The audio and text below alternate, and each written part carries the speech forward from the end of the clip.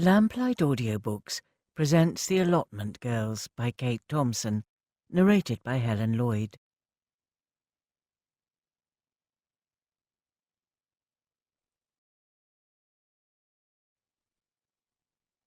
We are all gardeners at heart, and I believe if we were all gardeners in fact, there wouldn't be any wars. But perhaps the fact that most of us are gardeners or garden lovers will help us to live cheerfully through these dark days and build a sweeter and better world when the nightmare is over. I'm sure it will, because the very essence of gardening consists of rooting out and destroying all the evil things, and cultivating and developing all that is good and beautiful in life. Dig for Victory, gardening correspondent and broadcaster Mr. Middleton, The Listener, 4th of January 1940.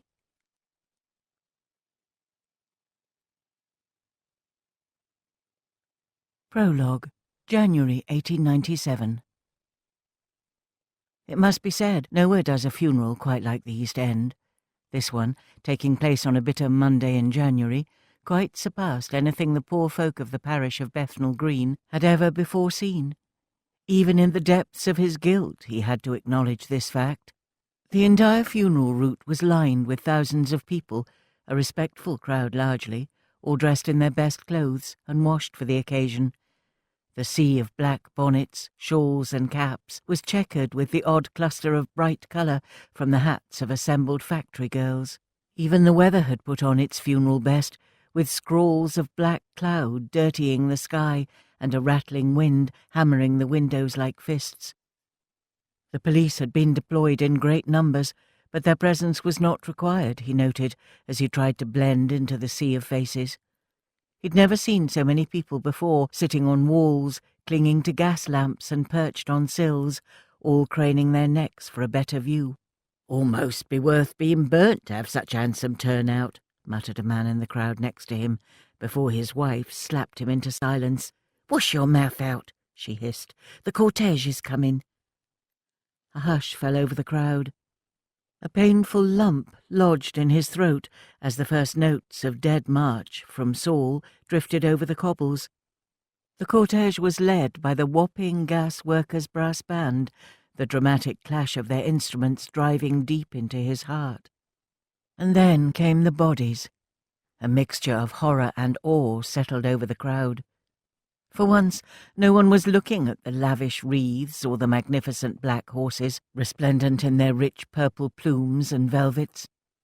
All eyes were fixed only on the coffins, growing gradually smaller in size as they passed by. "Just children," wept the woman next to him, pressing a broad black handkerchief to her mouth in dismay. But to him they had names, and he murmured them quietly, like an undercover priest, as each coffin filed past. Eliza, 15. Mary, 12. Alfred, 10. Beatrice, 9. John, 7. Margaret, 5. Marie, 3. By the time baby Emily's body passed him, he could no longer hold back his anguish, and a strange cry escaped him. In comparison to her parents' coffins, Emily's seemed absurdly small, and he longed to reach out and cradle her to save her the journey into the cold, dark earth. But they were already gone, one step closer to the closing scene of the mass burial that would be discussed in every public house in the borough for months to come. And then came the mourners. And how? Conveyances of all descriptions filled with anyone who had a connection to the dead. Mourning carriages, hansom cabs, broughams, and even 3 omnibuses willing to take passengers, mainly women it had to be said, to the final resting place for a shilling each way. This was less of a funeral, he thought wryly, than a day out. But you could hardly blame EastEnders. It was, after all, their generosity, sparked by an appeal from the vicar of St. Bartholomew, that had paid for this whole funeral. Rumour had it they had arrived at the undertaker's to leave their subscription by foot and on trap, some from as far afield as Romford and Chingford. He hadn't expected to see her, But suddenly he caught a flash of that unmistakable red hair, as rich and deep as brandy, between the broad black handkerchiefs fluttering at a coach window. "Paul!" he called before he could stop himself. The handkerchief slid away, and their eyes met as the coach paused. Her face was as pale as eggshell. The look between them hung suspended in the frozen air. Love, grief, guilt. Oh, Polly, what a thing we did. The coach jolted and moved off. She was gone from sight, the foot mourners quickly swallowing the gap in the cobbles behind her coach. He would not see her again for another 44 years. Part 1, Chapter 1. Thursday the 8th of May, 1941, Liverpool. Everyone in Liverpool would always remember where they were the night the Matchie copped it. The colossus of a factory, where Bryant and May had been making matches for over 40 years, was reduced to a smoking skeleton overnight, courtesy of the Luftwaffe. Somewhere between midnight and 1 a.m., incendiary bombs crashed through the roof into the top match room. Attracted to the flames, and demonstrating their usual ruthless efficiency, the German pilots soon came and finished the job off with 5 high-explosive bombs. Rumour had it the fires from the inferno could be seen in the night sky from as far away as North Wales. The loss of a much-loved landmark, to say nothing of the loss of jobs, was enough to push already frayed nerves to breaking point. "Fuck you, Hitler!" Pearl heard her neighbour Rita roaring into the smoky sky. Not a single woman down her turning told her to mind her mouth. Rita had supported her entire family at the Matchie for the past 45 years and was still reeling from the death of her eldest at Dunkirk. Pearl felt Rita's pain, but for her that hellish night when the bombs had screamed from the blood-red skies didn't signify the end. It was the beginning. She packed light, and by the time the all-clear drifted through the smoky streets, she was already locking up and leaving. Just a few clothes, a photograph or two, her insurance papers, ration book, and identity card hastily thrown into a carpet bag. No time for goodbyes. She didn't want anyone asking awkward questions. Moving fast and stepping over puddles of filthy water, she turned the corner of Violet and Linacre Road. The local corner shop was rubble, and beyond that the match factory still smouldered. Curiosity drew her to what remained of the Matchie, and she walked as far as she could before an ARP warden frantically signalled at her to step back. Pearl stared up in dismay as a bleak dawn bled over the diamond works, flakes of soot settling on her face like snow. It seemed hard to believe she'd been on the line just yesterday afternoon, packing matches. It was as if a giant iron fist had come punching down through the clouds and smashed the factory to smithereens. The great weight of 5 tons of heavy metal match machinery had crashed through 4 floors and lay blackened and waterlogged in the scree of rubble. A stench of cordite and burning wood hung in the air. The charred bricks vomited out from the blackened entrance. Had the bombs dropped a few hours earlier? Pearl shuddered. This was no time to dwell on the past. Instead, she hurried off, head down, heels clicking on the pavement. Dodging bomb craters and crunching over a river of broken glass, she patted her coat pocket to check the letter was still there. Not that she needed it. She knew the address by heart. Millie Brown, 6 Parnell Road, Bow, E4. Pearl knew it was a risk, turning up on the doorstep of a woman she'd never met. But Millie was her last hope, her only hope. An hour later, Pearl disappeared into the billowing clouds of smoke at Liverpool Lime Street Station and officially vanished. Later, Rita and her other neighbours would conclude that poor Pearl had been killed in one of Liverpool's worst raids. Saturday the 10th of May, 1941. On the morning of her 21st birthday, Millie Brown woke with a jolt and immediately sensed danger in the cool, stale air. She lay, still as stone under the counterpane, as her eyes, gritty with tiredness, adjusted to the gloom. A thin band of light slid in under the blackout blind. Milly made out the angular silhouette of her husband's face. She couldn't see his eyes in the darkness, but she knew he'd been watching her sleep. "All right," she murmured uneasily, pulling the coverlet over her thin nightie. "What a night! Want a brew?" She wasn't expecting him to shower her with birthday wishes. He didn't disappoint. "What's your game?" With a sudden jerk, he leapt from his easy chair and ripped down the blackout blind. As their bedroom flooded with light, she blinked, dazzled, but when her vision cleared, she saw what was dangling from his finger. Bugger. They hadn't got back from the air raid shelter until gone 4 a.m, and it must have fallen out of her bag when they'd finally stumbled in, half mad with exhaustion. Fumbling for her cigarettes from the bedside table, she decided to brazen it out. "Well, it ain't a bloody banana, Curly," she snapped, inhaling deeply before blowing a long stream of smoke from her nostrils. "It's a diaphragm, if you must know." She smiled coldly. "You might know it better as a Dutch cap." "Where'd you get it?" "Sympathetic pharmacist down the Roman gave it me under the counter," she replied derisively. "She does a good line in sheaths, if you're interested." "Don't get saucy with me, Milly," Curly warned, eyes flashing dangerously. "I've had it up to here with your lip.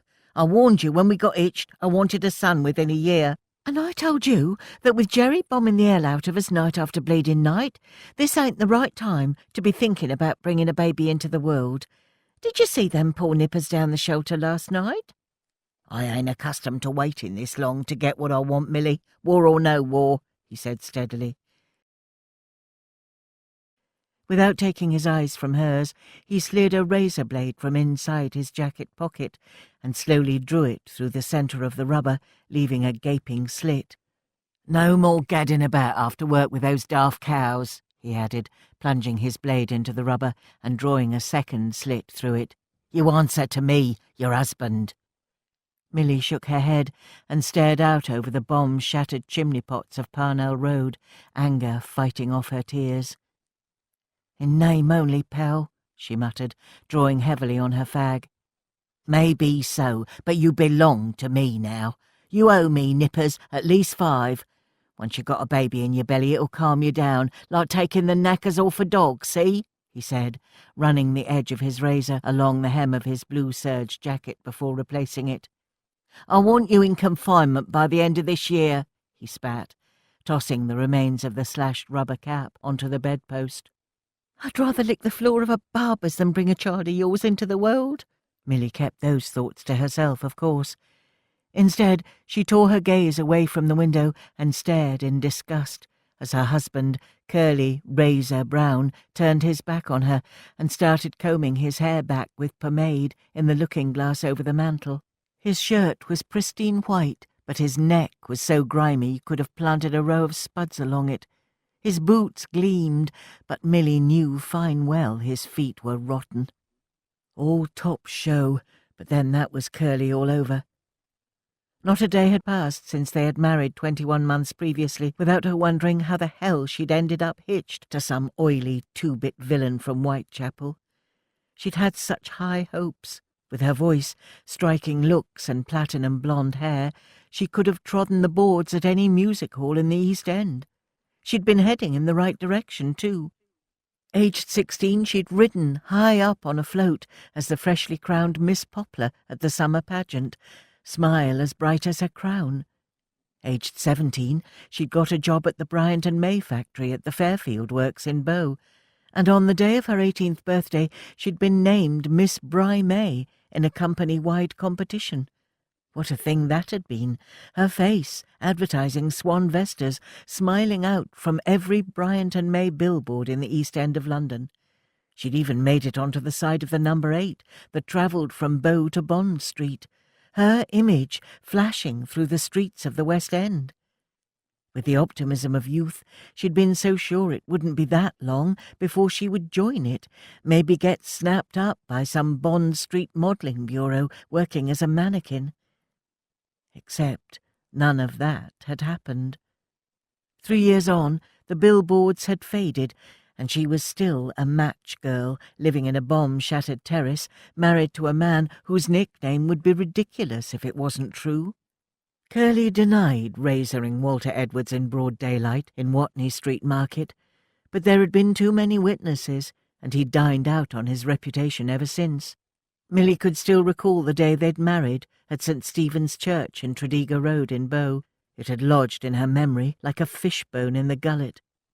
The heat had been stifling that August day, causing even the pork pies laid out on the buffet table to sweat greasily, and the silver-sprayed arum lilies in front of the altar to wilt. It had felt like all of Bow had turned out to witness her misery. Milly, trussed up in farthingale frills, and so much corsetry she felt as if she were wearing a straitjacket, not a bridal gown. Curly fancying himself quite the natty dresser in a sharp suit, a quarter-inch of cuff on show, and his black hair slicked so closely to his scalp it looked like it had been painted on with a tar-brush. My God, it had been a terrible affair from start to finish. Her mother, Gladys, a right old gin Lizzie at the best of times, was pie-eyed on black market booze before the ceremony had even started, wobbling about the place in a musty-smelling squirrel fur and too much make-up. She blamed her unsteadiness on her afflictions, of course. Usually Gladys wore an old pair of patched-up hobnail boots with holes cut out for her bunions, but in honour of the wedding she'd squeezed her lumpy feet into a pair of pawn-shop heels. Milly's older brother had slunk down in his seat as she walked up the aisle, looking as guilty as a dog who defecated on the hearthrug. She ought to have hated him. It was his fault she was in this mess in the first place. But Jimmy was spineless, as much a victim as she was in many ways. When the insincere speeches had finished and the wedding breakfast was cleared away, the men had gathered round the makeshift bar to get down to the serious business of drinking. Gladys had used the opportunity to offer some motherly words of advice. "Put that lip in. You got a face on you like the back end of a turkey," she mumbled, a fag end glued to her bottom lip. When Milly had turned her chair the other way, she'd become even nastier. "D'you think I loved your father when I married him?" she slurred, hissing port fumes over Milly. "Course not. I was even younger than you, but I had to do me duty, just like you will tonight. Least you got a job to escape to. I had Jimmy hanging off me tit within the year, and—" Milly had risen abruptly and stalked outside before she could be subjected to any more. She'd imagined it couldn't have got any worse. Wrong again. The wedding day paled in comparison next to the night. In a small boarding-house, somewhere outside Clacton-on-Sea, she'd lain like a lump of cold meat underneath Curly as he pumped away on top of her, engulfing her in fumes of tobacco and cologne, and beneath it all, the hot, marshy odour of his sinewy white body. As she'd lain, pinned, in the hot, close darkness, she'd hated herself for allowing it to happen. Afterwards, he'd rolled off her with a guttural grunt before falling asleep. Desolation had rolled over her in waves as she dabbed at Curly's sticky spendings with a hanky. 4 weeks later, she'd been thrown a lifeline. The smell of roasting dinners scented the sunlit cobbles on a sleepy Sunday when the news broke. "This country is at war with Germany," came the sombre voice that crackled from every wireless down Parnell Road. Overnight, Milly watched as someone's husband, sweetheart, brother or father became a soldier. Even her weak-willed brother Jimmy marched off to be turned into a man at last. Everyone except Curly, who'd been granted a reprieve via a forged medical certificate from a dodgy doctor he knew down Brick Lane. But for Milly at least, it meant the chance to continue working. Bryant and May had been stockpiling raw materials in the build-up to war, so there had been no dislocation in output. In fact, production had increased to meet the demand caused by the boom in smoking. And now they were officially making matches for the British Army, it would be unpatriotic of her to leave. Well, that's what she told Curly anyway. Her job, her friends, and her under-the-counter contraceptive, those were what kept her going in these dark days. But now one of those was hanging in shreds from the bedpost. Bleak thoughts, sharp and vicious, began to unravel inside her. She could do most things: whiten his step, cook his tea, doll herself up to look like the perfect wife, but bear his child? Never. "Right," grinned Curly, pocketing his comb and snapping her back down to the present. In dismay, she saw he was tugging down his braces and, oh, Christ no, unbuttoning his flies. "Curly, I ain't got time," she pleaded. "I've got to be at work in half an hour. The hooter's going to go any minute now." "'S all right," he leered. "Won't take long. We got a bit of lost time to make up for, ain't we?" He smiled grotesquely, revealing a scattering of rotten stumps. Milly closed her eyes as he lowered himself down on top of her and swallowed a scream as he fumbled with her straps. "Get off, Curly, please," she cried, struggling under the weight of him. "I told you, I ain't got time." "When you gonna learn to be a proper wife?" he grunted, yanking up the hem of her nightie and pawing at the flesh of her thigh. Finding a strength she didn't know she possessed, Milly jerked her knee hard into his crotch, sending him crashing back onto the bed with a deep groan of pain.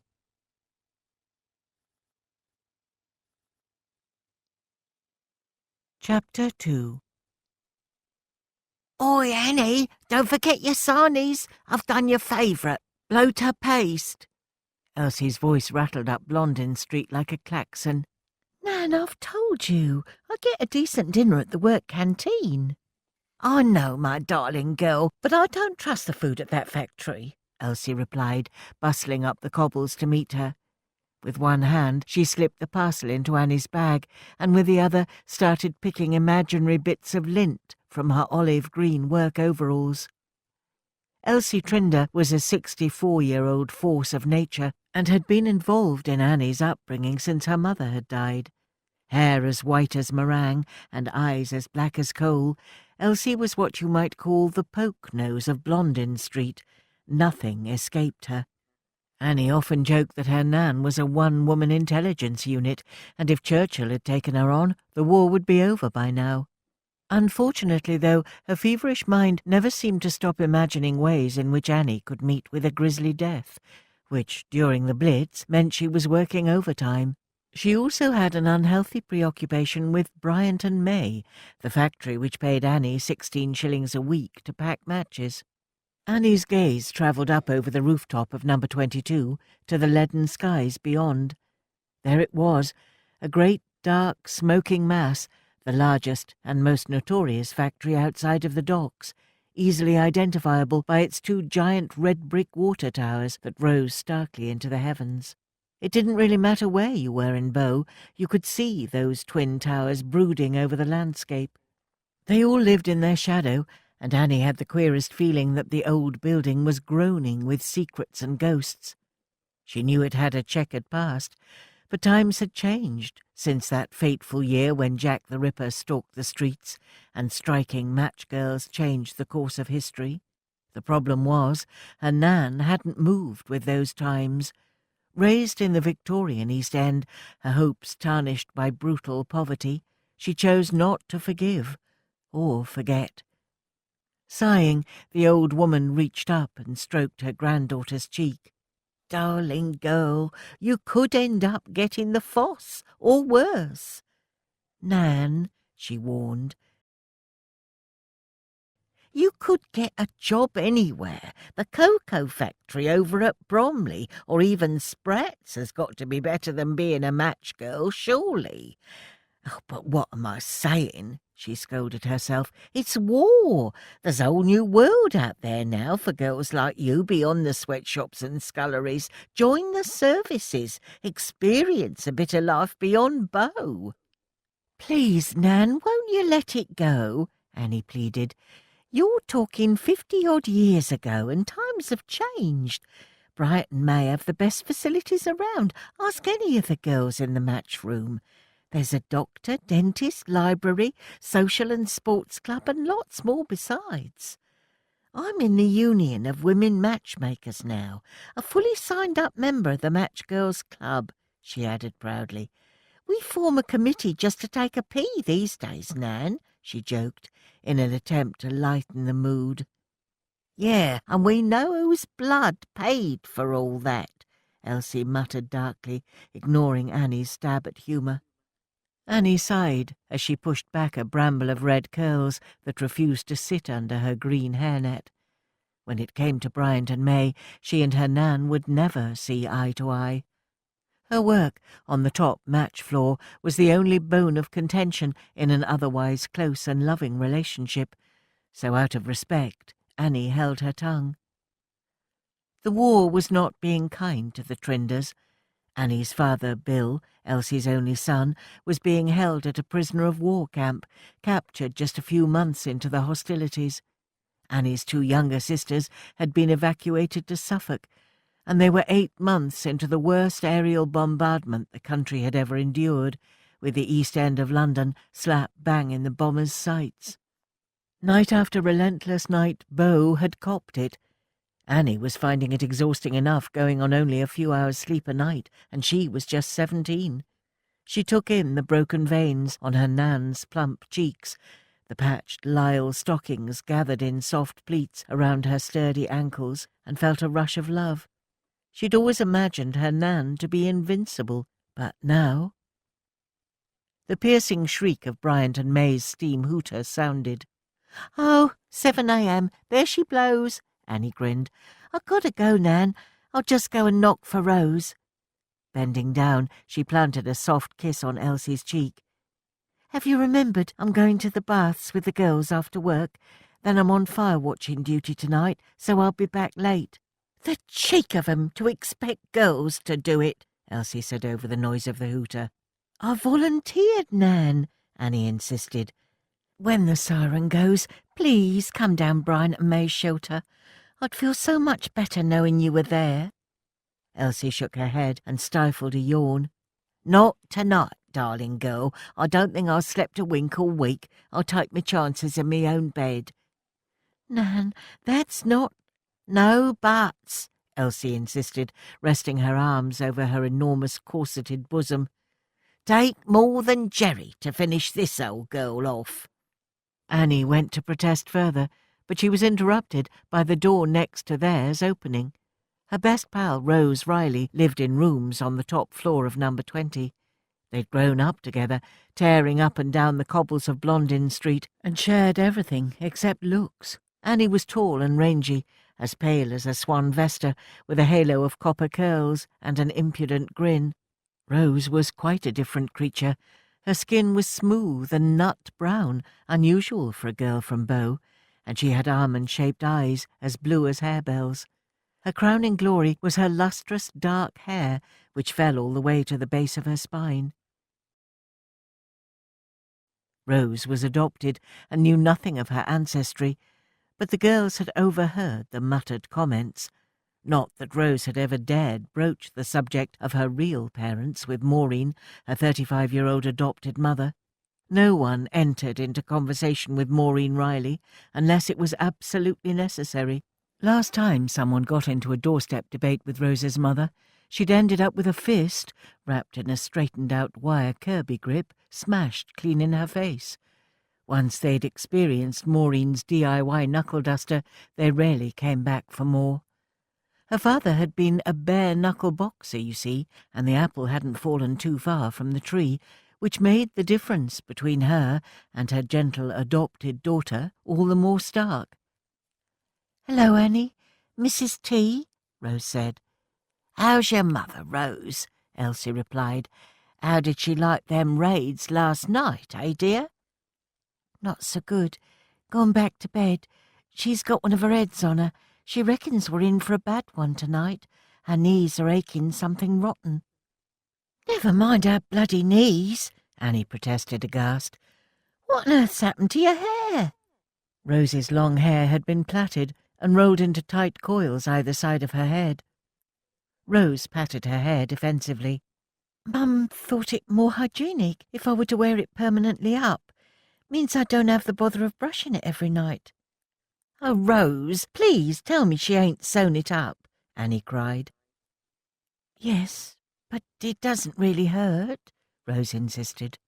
Honestly, it's quite practical when you think about it, especially if we're going to be spending every night in the shelters.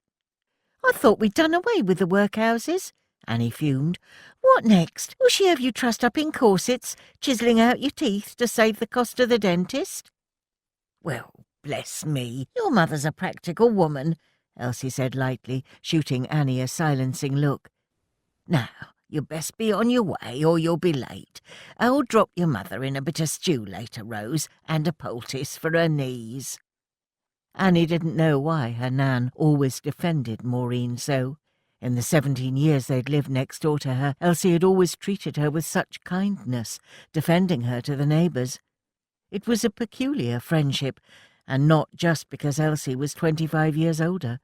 Maureen was as gruff as Elsie was garrulous. "Come on," Rose said, slipping her arm through Annie's. "Your Nan's right.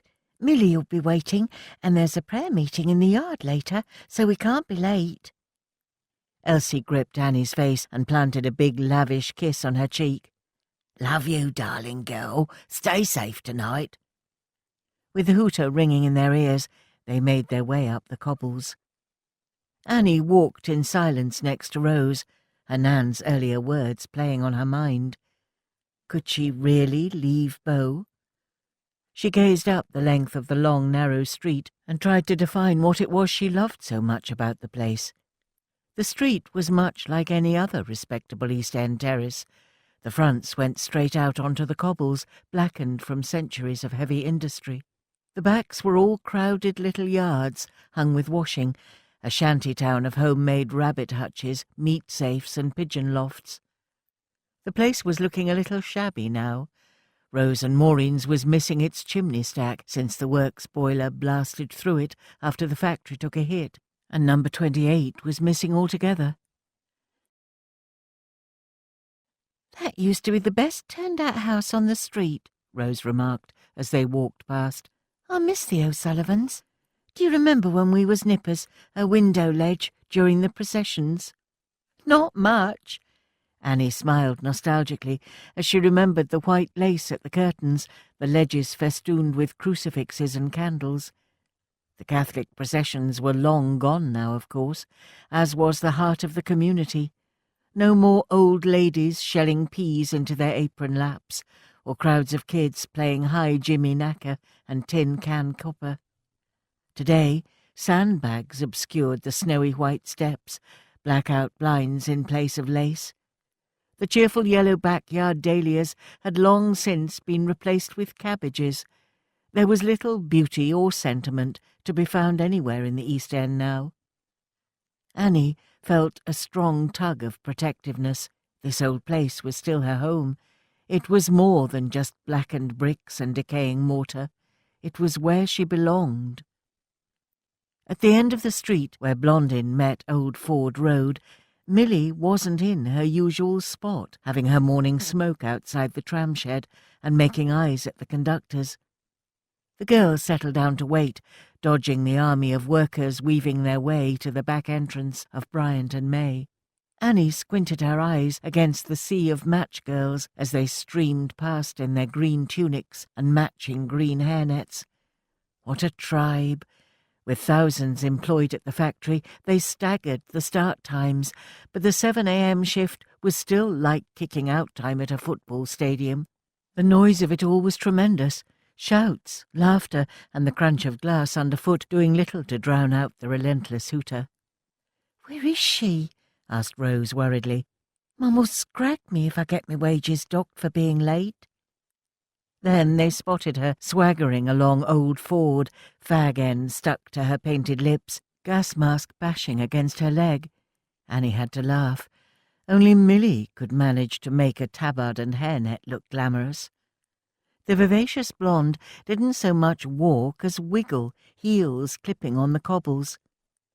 They were an unusual trio of friends, Annie reflected, but since they'd all been placed together on the match-packing station, they'd decided that if they were going to be stuck together 10 hours a day, they might as well enjoy each other's company. Married Milly was a few years older than them, and Annie's heart had sunk when she'd realised she and Rose were going to be working with such a worldly wise woman. As well as being the factory pin-up, Milly had a mouth on her, but instead of lording it over them, she'd shown the girls nothing but kindness. All right, she could be a bit brassy, with a laugh as dirty as a drain, but she was pure gold where it counted. "Morning, Cock," Milly called, a smile blossoming over her face. "How's your luck?" "Nice lying, was it?" Annie teased. For a fraction, Milly's smile slipped, and as she drew closer, Annie noticed the deep shadows under her eyes. "Oh, Milly, I was only pulling your leg. You and Curly had a quarrel. What's he done now?" "What, apart from being born?" Milly retorted angrily, crushing her cigarette beneath her heel. "Let's not ruin the day talking about that waste of space." "Wait a mo," Annie said, tugging her back. "Me and Rose clubbed together, got you something for your birthday." "You remembered?" "Course, we couldn't rely on you to tell us, could we?" "Happy birthday, Milly," Rose said shyly, pulling out a small package. "It's not much, but we hope you like it." "Oh, girls, you shouldn't have wasted your money," Milly scolded. But as she unwrapped the tiny phial of violet water and a small bar of her favourite Turkish delight, she looked genuinely touched. "This is the nicest thing anyone's ever given me," she smiled, hugging them both. "Did Curly give you anything?" Annie asked, instantly regretting the question. "Only another reason to hate him," Milly snapped. "Come on, let's go. That hooter's going right through my bleeding skull." As the three friends neared the black wrought-iron factory gates, the foul stench of phosphorus hit them in a cloying wave, with the undercurrent of another, ranker stench which nearly made Annie retch. Milly sniffed the air and put on her telephone voice. "Matches mixed with cordite, a most delightful aroma, wouldn't one agree?" Annie giggled. "One would. Certainly clears the passages all right." Milly's gallows humour masked the unsavoury truth of it. No one talked about the smells of the Blitz. Annie missed the aromas of her East End, which used to roll over the Stinkhouse Bridge in pungent waves. The tang of the offal factory, mixed with the scent of boiling sugar from Clarnico, hung like a soupy cloud over Blondin Street. But she loved it. Now all they could smell was the bitter stench of war. As they neared the gate, a commotion from the other end of Old Ford Road drew Annie's eye. A huddle of people stood round what looked to be a number 8 bus. "Oi, Milly!" called out a frizzy-haired match girl named Sandra. Pushing their way through the crowds, they saw that the bus had obviously got caught out in last night's raid and was lying half in, half out of a bomb crater. The metalwork was crumpled beyond repair, but it was the fire-scorched advert on the side of the bus which turned Annie's stomach. A beautiful blonde, with red lips and a polka-dot scarf jauntily knotted around her neck, was elegantly lighting a cigarette under the heading, "Smokers Prefer Swans." Except half of the advert was waterlogged, and the blonde's face was gently drooping off the side of the bus. "I don't believe it," Milly gaped. "That just about puts the bloody tin lid on my morning. I'll never get spotted now, will I?" "Never mind, Milly," Rose said, putting her arm round her, as the three friends stared at Milly's one claim to fame. "I expect there'll be other opportunities after the war." "Doubt it. You'll be on the scrap heap by dinner-time," said Sandra cheerfully. Milly glared at Sandra, a muscle in her jaw jumping. "Come on," said Annie gently, pulling her friend away. She could see Milly was trying very hard to put a brave face on it, but the bus, combined with whatever had happened between her and Curly earlier, had clearly rattled her. Usually Milly's wiggle became more exaggerated the closer they got to the factory yard, where the burly men of the sawmill worked on the ground floor. But she walked in silence, impervious to the admiring glances. Close up in the yard, the factory looked even more imposing. Steam tractors, which collected the enormous tree trunks off the barges on the nearby River Lee and shunted them up the Old Ford Road, rumbled past them, belching clouds of greasy black smoke. There the timber was stacked 30 feet high, a strange horizontal forest of aspen, poplar and Sitka spruce felled from the Bryant and May estate in Balloch, Scotland. Annie always got a little thrill as the rich scent of freshly cut wood wafted across the yard to greet them. Close your eyes, and you might be in the middle of a forest, not the congested heart of the East End. At the very far end of the yard stood the handsome offices, enclosed behind a high red brick wall, where the management and office staff worked, with their own separate entrance and canteen, which, rumour had it, had polished wooden floors and sauce served in a silver jug. Hard at work already, teams of strong men and women were busy transferring the logs into the sawmill. After 2 years, Annie still found it spellbinding to think of the process that transformed a rugged log on the ground floor to millions of polished, gleaming matches on the top floor. Once the boys in the sawmill had roughly cut a log into smaller billets, it would go up a floor to the peeling room. Annie had seen it once, a machine which slowly revolved the log, slicing off a long, thin veneer of wood, which the peeling boys ran along a counter like a tailor might a bolt of satin. Then into the cutting room, where the veneers were guillotined into splints, before being boiled, rolled and polished in vast drums, and finally blown helter-skelter up large pipes into the top match room, where they would at last be turned into matches. As they walked past the sawmill, ready to climb the black metal staircase that zigzagged up 4 floors, Milly paused, a queer look on her face. "I feel like one of them flaming logs," she muttered, blue eyes icy cold in the light of the stairwell. "Turned over, sliced and diced, until there's nothing left but a splint. That's exactly what I am, like a Bryant and bloody May match." Chapter 3. 2 years now she, Annie and Milly had been working here in the top match room, and Rose had only just got used to the intense noise of production. The entire top floor of the factory clanked and rattled under the weight of 40 tons of machinery and half a dozen solid lumps of brass, around which groups of girls sat on a raised dais, singing along to the wireless as they worked. Above their heads ran a complex system of revolving wheels and conveyor belts, which carried the matches around the enormous tiled room, impregnating them in a bath of paraffin wax, before dipping their heads into a smelly chemical solution of potash and phosphorus. The matches were dried by fans, before finally ending up in the packing machines. 60 million matches a week passed over Rose's head. She felt as if she were in a permanent race to keep up with the conveyor belt. Deft fingers worked with such speed and precision, straightening, folding, picking up the inner, pushing on the outer case, before passing them on to the next girl, to pack them in dozens, then dozens into grosses, and grosses into cases. There was no time to sit and stare. At least it gave her little time to dwell on the war, or her mother's increasing paranoia. Rose could scarcely bear to think about last night's incident, as she'd taken to calling them. After the all-clear had sounded, she and Maureen had returned home.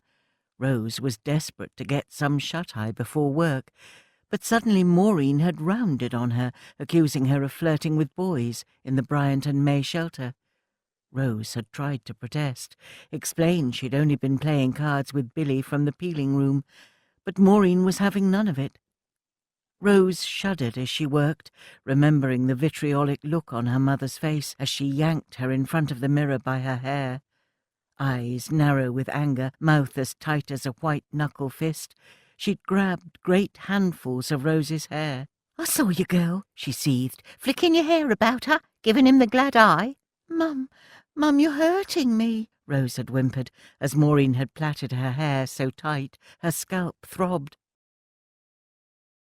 "The problem is, my girl," she'd muttered, ignoring her daughter's protestations, "you're just like your mother. She couldn't keep her eyes off the boys neither, huh? That's what got her into trouble."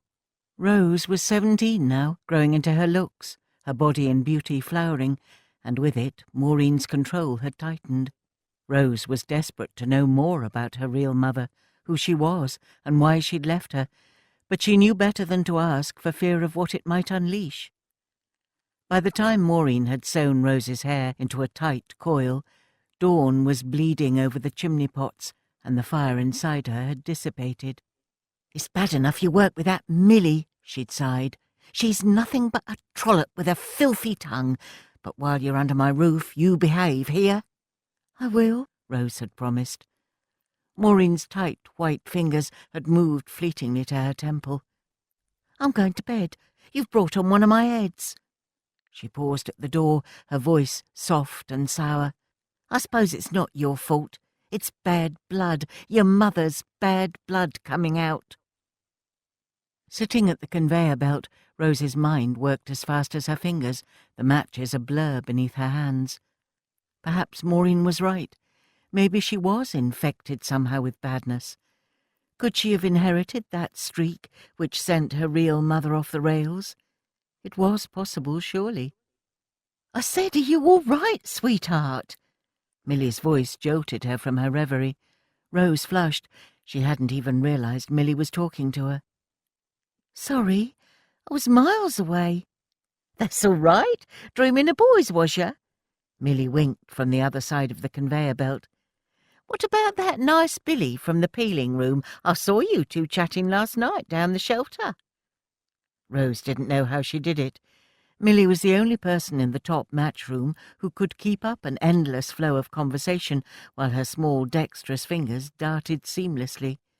Annie often joked that Millie was the only person who could go on holiday and come back with a sunburnt tongue. "It's all right, Rose," Millie went on. "It's perfectly normal to have a sweetheart at your age. I did. Remember Frankie from the sawmill?" "I do," Annie piped up from across the dais, grinning as she pressed down the outers. "New Year's Eve social at the Match Girls Club, us lot singing Old Lang Syne, while you two was seeing in the new year another way." "You're a caution, you are," Millie screeched. "We was only having a little kiss on the bowling green. Anyway, can you blame me? I was footloose and fancy-free back then, and he was a right dish." Millie fished out a broken match and tossed it under her station. "Poor chap." The rest of the sentence went unspoken. Rose had seen Frankie Butler's name in the Bry-May magazine for September 1940, in a company roll call of honour of all the factory boys who'd signed up, and were now either deceased or missing in action. In fact, most of the burly men who staffed the heavier industries on the floors beneath them had gone, to be replaced by ex-workers hastily called out of retirement. Even the Bryant and May Fire Brigade was mainly staffed by men who'd last fought fires when Zeppelins loomed over London. "Anyway," Millie said, changing the subject, "what I'm saying is we live in uncertain times. Grab your happiness where you can find it, I say, before Billy's called up. You don't want to end up like me." The bell rang for dinner at 11:59. The match machines shut down automatically with a deep shudder, and Rose breathed a sigh of relief. 45 precious minutes off the line. All the girls rose stiffly, stretching out aching limbs, eager at the thought of what grub awaited. You could get a decent hot dinner off ration, and the girls wolved it down. Yesterday's dinner was all Rose's dreams come true. Roast pork, potatoes, cabbage and gravy, followed by gooseberry tart and custard, all for 6pence. Some of the match girls still legged it down the Roman for pie and mash, but Rose preferred the canteen, where you could also browse and borrow books from a mobile library. "I'll catch you later, girls," said Millie, ripping off her hairnet. "I said I'd meet Mum outside the gates. I forgot yesterday. Plus, I got to do a bit of shopping for Curly's tea." "Tell me you ain't still giving your mum a share of your wages," Annie said, gobsmacked. "You're married now. You don't even live at home any more." Millie shrugged. "What else am I going to do? With Jimmy away, if I don't contribute, it means me younger sisters go without." "Yeah, well, don't be late, will you?" remarked a passing foreman. "Sir Clarence has called a prayer meeting in the yard straight after dinner, some special guests and all." Millie waited until the floor was nearly empty before walking to the factory windows. The great sprawling metropolis was laid out beneath her. Up here, the steam tractors that made their way from Bryant and May's wharf to the back gates of the factory looked like children's toy cars. The River Lee coiled its way through the industrial heart of London like a thin grey snake, the midday sun glittering off its grimy surface until it joined the suck and swell of the Thames at Bow Creek. Dozens of smoking factories clustered at the edge of the river, with an endless flow of barges offloading raw goods and material. The ugly reminders of war were everywhere. Silver barrage balloons bobbed like bloated fish. Down on Old Ford Road, Milly recognised with a lurch what was clearly a bomb disposal squad driving as fast as it dared, flanked by outriders with flashing red lights in the direction of Hackney Marshes.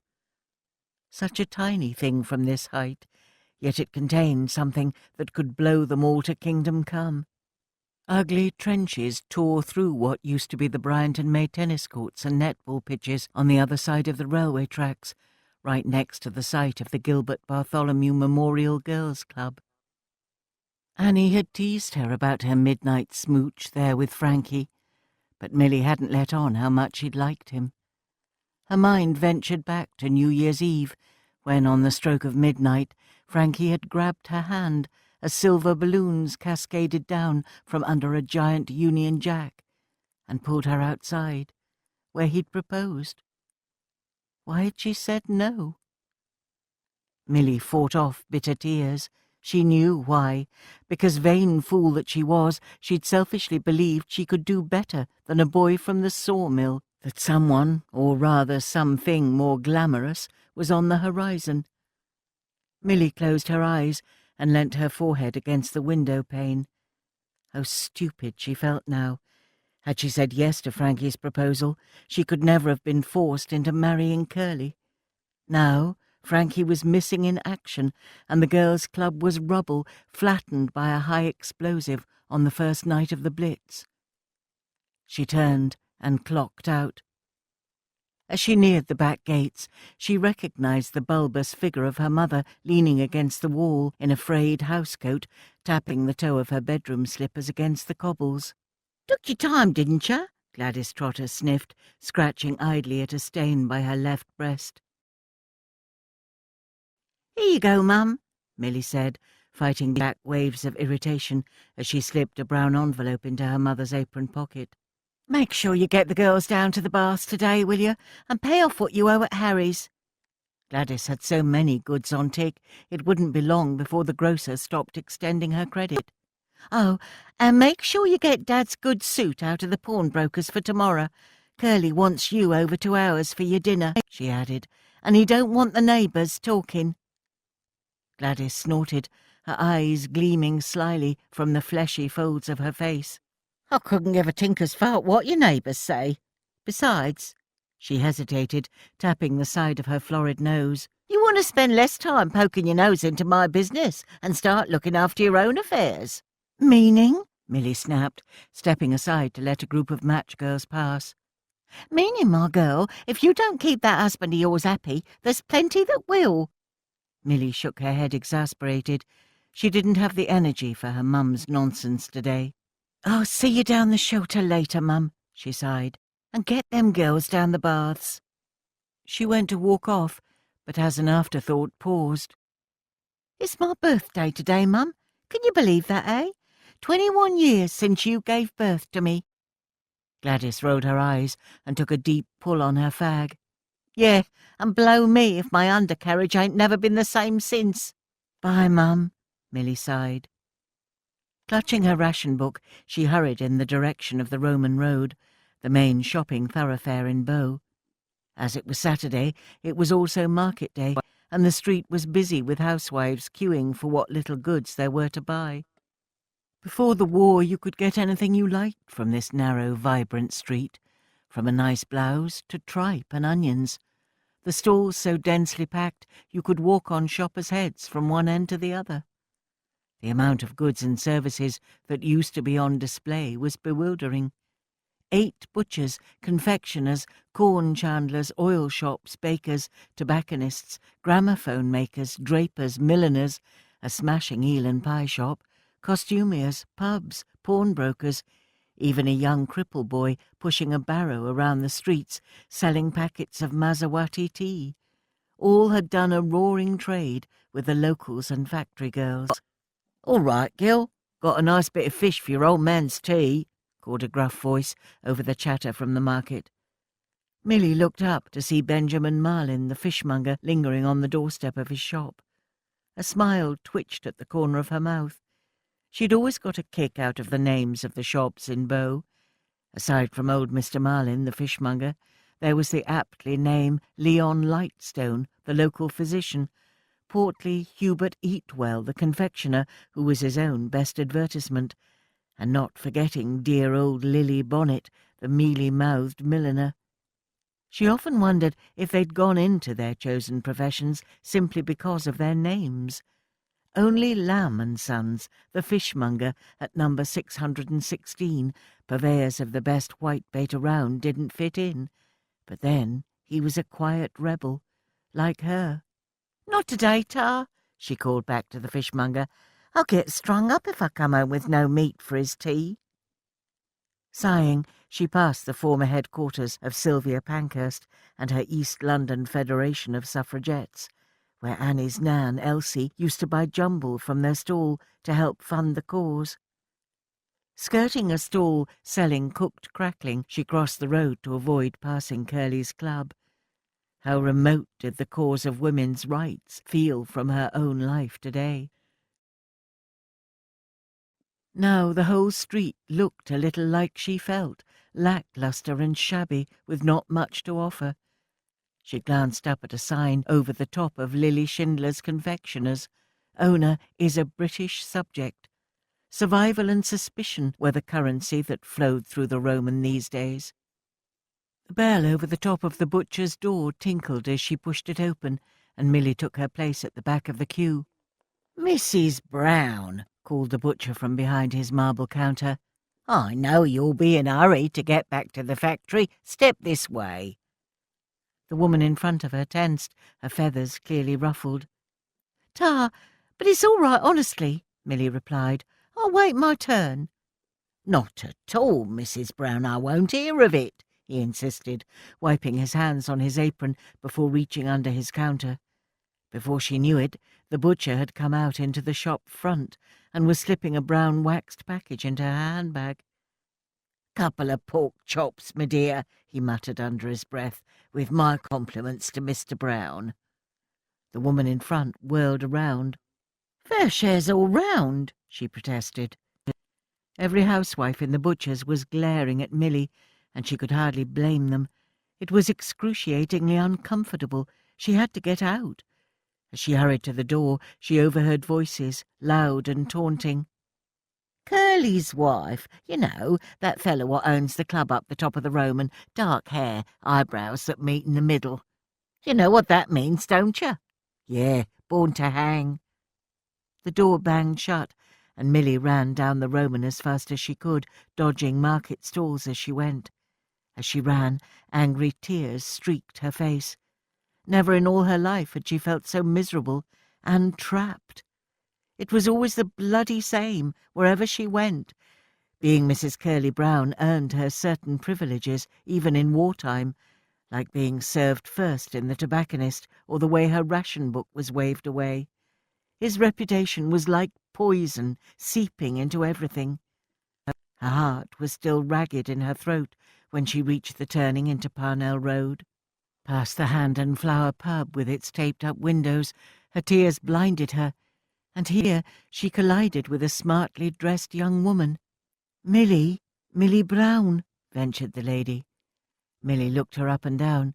She didn't recognize her, and judging by the look of her, she was selling something, insurance policies most likely. "It's not a good time, love," she muttered tightly, stepping inside her door and slamming it shut behind her. Once inside, she undid the top button of her coat and breathed out slowly. Once her pulse had slowed, she focused on the noises of the house. There was a queer muffled banging. The barrel makers at the top of the road, maybe. No, they'd be on dinner by now. Besides, it was coming from upstairs, a strange rhythmic thudding sound. Surely no one would be daft enough to break into their house. Without taking off her coat or gloves, she clutched her handbag and inched her way silently up the narrow, creaking staircase. The knocking noise grew louder, more frantic, as she drew closer to the bedroom door. What was it? Maybe a pigeon had got stuck in the chimney breast or was flapping about at the window. Milly gripped the door handle and flung it open, bracing herself to see clouds of soot from the stricken bird. What she saw instead was her husband's bare white arse bobbing up and down, his sinewy limbs coated in sweat. Curly leapt round in shock. "Jesus, woman!" The naked woman beneath him yelped and pulled the sheet over her head, but not before Milly had got a look at her face. Betty Connor, an usherette from the old Ford Picture Palace. She'd last seen her when Betty had shown her, Rose and Annie to their seats for the Saturday afternoon matinee of some slapstick comedy or other. Milly had the queerest sensation that her own life was rapidly descending into a farce. "So this is what you get up to when I'm at work, is it?" she said coldly. Curly recovered himself quickly, stretching back luxuriantly against the white sheet, flaunting his nakedness, black eyes narrow in spite. "Well, what'd you expect, Milly?" he said blithely, reaching out to light up a cigarette. "When I don't get it off my own wife, I got to look elsewhere." Smoke curled slowly from his crooked mouth. "Betty, here's a nice bit of skirt, very obliging and all." He tapped the body, still hiding under the bed-sheets. Milly felt her stomach heave. She had to get out of here, out of this room that stank of sex and cigarette smoke. "Get back to your lousy tart, Curly," she snapped, fishing into her handbag. "And while you're at it, have these and all." She flung the flaccid pork chops at him with all her might. "Happy bleeding birthday to me," she muttered as she clattered back down the stairs. 21, and she could feel her youth draining away.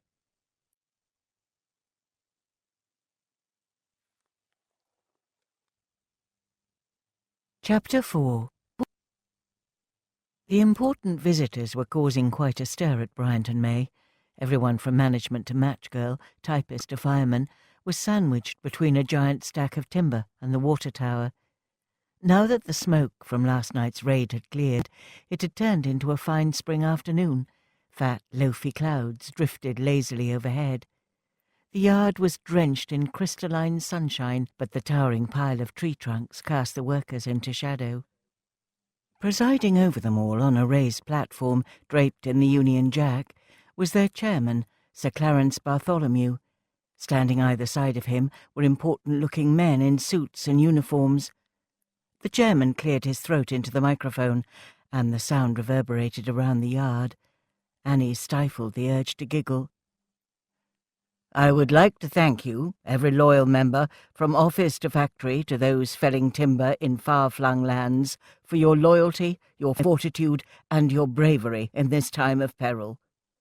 He shuffled his notes. "During the past 8 months, we have lost 181 working hours.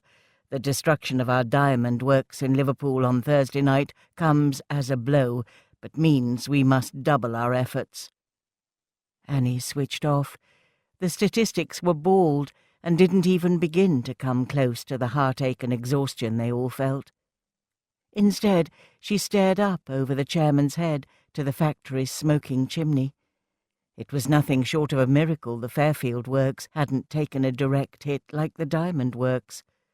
After the first night's bombing, the 6-foot lettering of Bryant and May's matches had been removed from the front of the factory, but there was no disguising the twin water towers, which loomed like Valhalla over the East End. "And now for some brighter news," announced the chairman. "As you know, since the Battle of Britain, we've been busy fundraising so that we might present the Royal Air Force with funds sufficient to purchase a Spitfire to be christened the Swan. Our efforts have been valiant, thanks to generous contributions from the directors, managers and foremen of the company's several works, right down to a comptometer operator, who I believe raffled her stockings for 6 shillings during an air raid. we have at last achieved our goal. I have here a letter from the Minister for Aircraft Production, Lord Beaverbrook, who says, and I quote, "There can be no better example of the determination of the people of Great Britain and the Empire to overthrow a barbarous foe than your gift. Your Spitfire will shortly join the squadrons, and in the glory of its achievements you will all have your share. Would you please welcome representatives of the Royal Air Force as they step forward to receive the cheque on behalf of the RAF? These two brave pilots will be playing a pivotal role in the air offensive against the Luftwaffe, so let's be sure to show our appreciation." Flashbulbs popped as a thunderous round of applause went up around the yard. Annie strained her head over the crowd to catch a glimpse of two handsome boys in blue stepping forward on the podium. "Strike a light," muttered a match girl from behind Annie. "I'd have taken me stockings off for him and all. Handsome bugger, ain't he?" "Not much," Annie giggled. "What do you reckon, Millie?" She nudged Millie. "Millie?" But her friend was staring into the middle distance, looking even more miserable now than she was before dinner. "Oh, Millie, are you going to tell me what's biting you?" she whispered. "And don't just tell me you're tired neither. We're all tired. This is something else." "Leave off, Annie," Millie muttered. "I just got a bit of a headache is all." "Let's go down the baths after work. Then I'll treat you to a nice cup of tea down Mandy's, if there's time, before Moaning Minnie starts up." Millie looked up and smiled weakly. "You're a pal, Annie Trinder. I don't know why you put up with me." "Nor do I. You're a bloody nuisance." "Cheeky cow," Millie grinned, poking her in the ribs. "That's better," Annie chuckled. "Silence, girls," hushed the welfare superintendent, Mrs. Frobisher, from the row behind. "Sorry," Annie mouthed. The elderly widow, who had lost her husband in the Great War, could be a bit formidable at times, but her heart was in the right place. It was this slightly buttoned-up lady who insisted they get their free daily dose of cod-liver oil and malt in the gargle queue in the welfare room, and gave them an aspirin when they had the curse. Annie sighed and tried to focus on what the chairman was saying, but her mind kept straying back to her Nan's fierce mutterings. If only she would come round to Annie's job, see what a plum position she'd landed. She could understand if Elsie had been one of those involved in the strike, but to the best of her knowledge her Nan had never even worked at Bryant and May. Elsie would have been just 7 when the strike broke out, so her protectiveness towards their plight seemed at odds with her anger. Annie didn't mean to be disrespectful to her proud predecessors. She doubted she could walk a mile in the shoes of the striking match girls of 1888, but that war was over, and now they were busy fighting a fresh one. By the end of the shift, Millie had a pounding head, not helped by images of a naked Curly and Betty. When the bell rang at 5 p.m, Annie was up on her feet, sharpish. "Come on, let's get cracking if we want to make it to the baths." "Listen, girls, you go on ahead," Millie replied. "I'm going to go and get an aspirin off Mrs. F. My head's splitting." Annie frowned. You're ever so pale, Millie. All right, well, make sure you catch us up." Millie made her way to the welfare room in the office block adjoining the factory, breathing in great gulps of cold, sooty air. It tickled her that despite its smarter surroundings, it was still as chilly as the factory. Once she'd got her aspirin, she walked past the typist's room on the first floor, smiling at the sight of all the office girls with their feet plunged into boxes filled with hay to keep warm. She wished they could do the same. Chance would be a fine thing, one spark next to all that hay, and they'd go up like a funeral pyre. Her walk took her past the Bryant and May dentist, and Millie shuddered slightly as she caught sight of the old leather chair in the centre of the tiled room. Rumour had it that the dentist's room was haunted. She wouldn't have been surprised. Crowds of poor match girls had been treated there over the years for the dreaded phossy jaw, the condition which had killed and disfigured so many. Suffering on a level like that was bound to leave its mark in some deep-rooted way. Hastening her step along the gloom of the chilly corridor, she didn't see him until he loomed up out of nowhere. His barrel chest smacked into her with such force she dropped her handbag. A cracking noise, and the air filled with the pervasive scent of violets. "Oi!" she yelled. "Mind yourself!" "Oh, I'm terribly sorry. I'm such a clot," said the man, apologising profusely as he bent down and scooped her bag off the floor. Milly could tell by the dark stain spreading over the bottom of her bag that her phial of scent had smashed. Could this day get any worse? This ends CD1. CD2. She took in the man's blue uniform, RAF. For a moment she was confused. Then a vague memory of seeing him earlier at the chairman's presentation stole through her mind. "Well, I hope you keep a better lookout when you're flying our Spitfire," she snapped. "Otherwise we're all in trouble." The man's eyes shone with amusement. "Halifax, actually. I'm destined for Bomber Command." He pushed back his blonde hair and extended a hand. "Trainee pilot, Samuel Taylor." The cut of his tunic made his shoulders seem unnaturally broad. She instantly thought of Curly's pale white chest. Milly went to reply, but a queer thing happened. The smell of violets rose up to meet her, its sweet, cloying scent so pungent it permeated everything. Her brain felt like it was trying to crack out of her skull, and nausea rose up inside her like an uncoiling snake.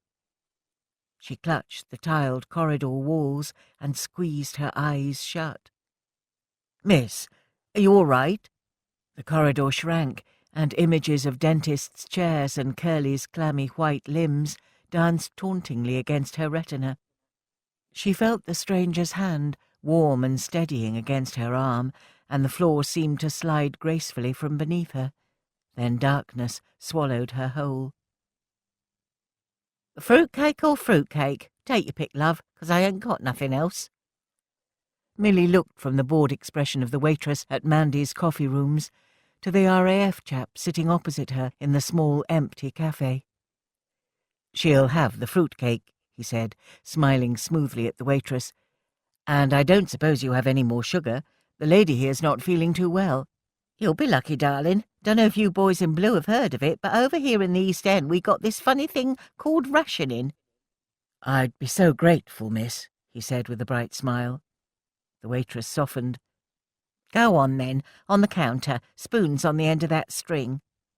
She bustled off, but not before shooting him a little backwards glance. Milly's rescuer came back with the tea and pressed it into her hand. "Now, drink," he ordered. Shakily, Milly sipped at the strong, sweet tea. It was horribly stewed and made with condensed milk, but it was bringing her back to her senses. "I don't usually go around fainting on strange men," she said, feeling grateful that she wasn't wearing her hairnet. "I don't usually go around smashing into ladies," he grinned back, pulling out a packet of Black Cat cigarettes from his uniform pocket and offering her one. His eyes never left hers as he fished around for a lighter. "What's your name, miss?" "Milly. Mrs. Milly Brown," she replied, gratefully taking the light and inhaling deeply. "I'm sorry to trouble you," she added.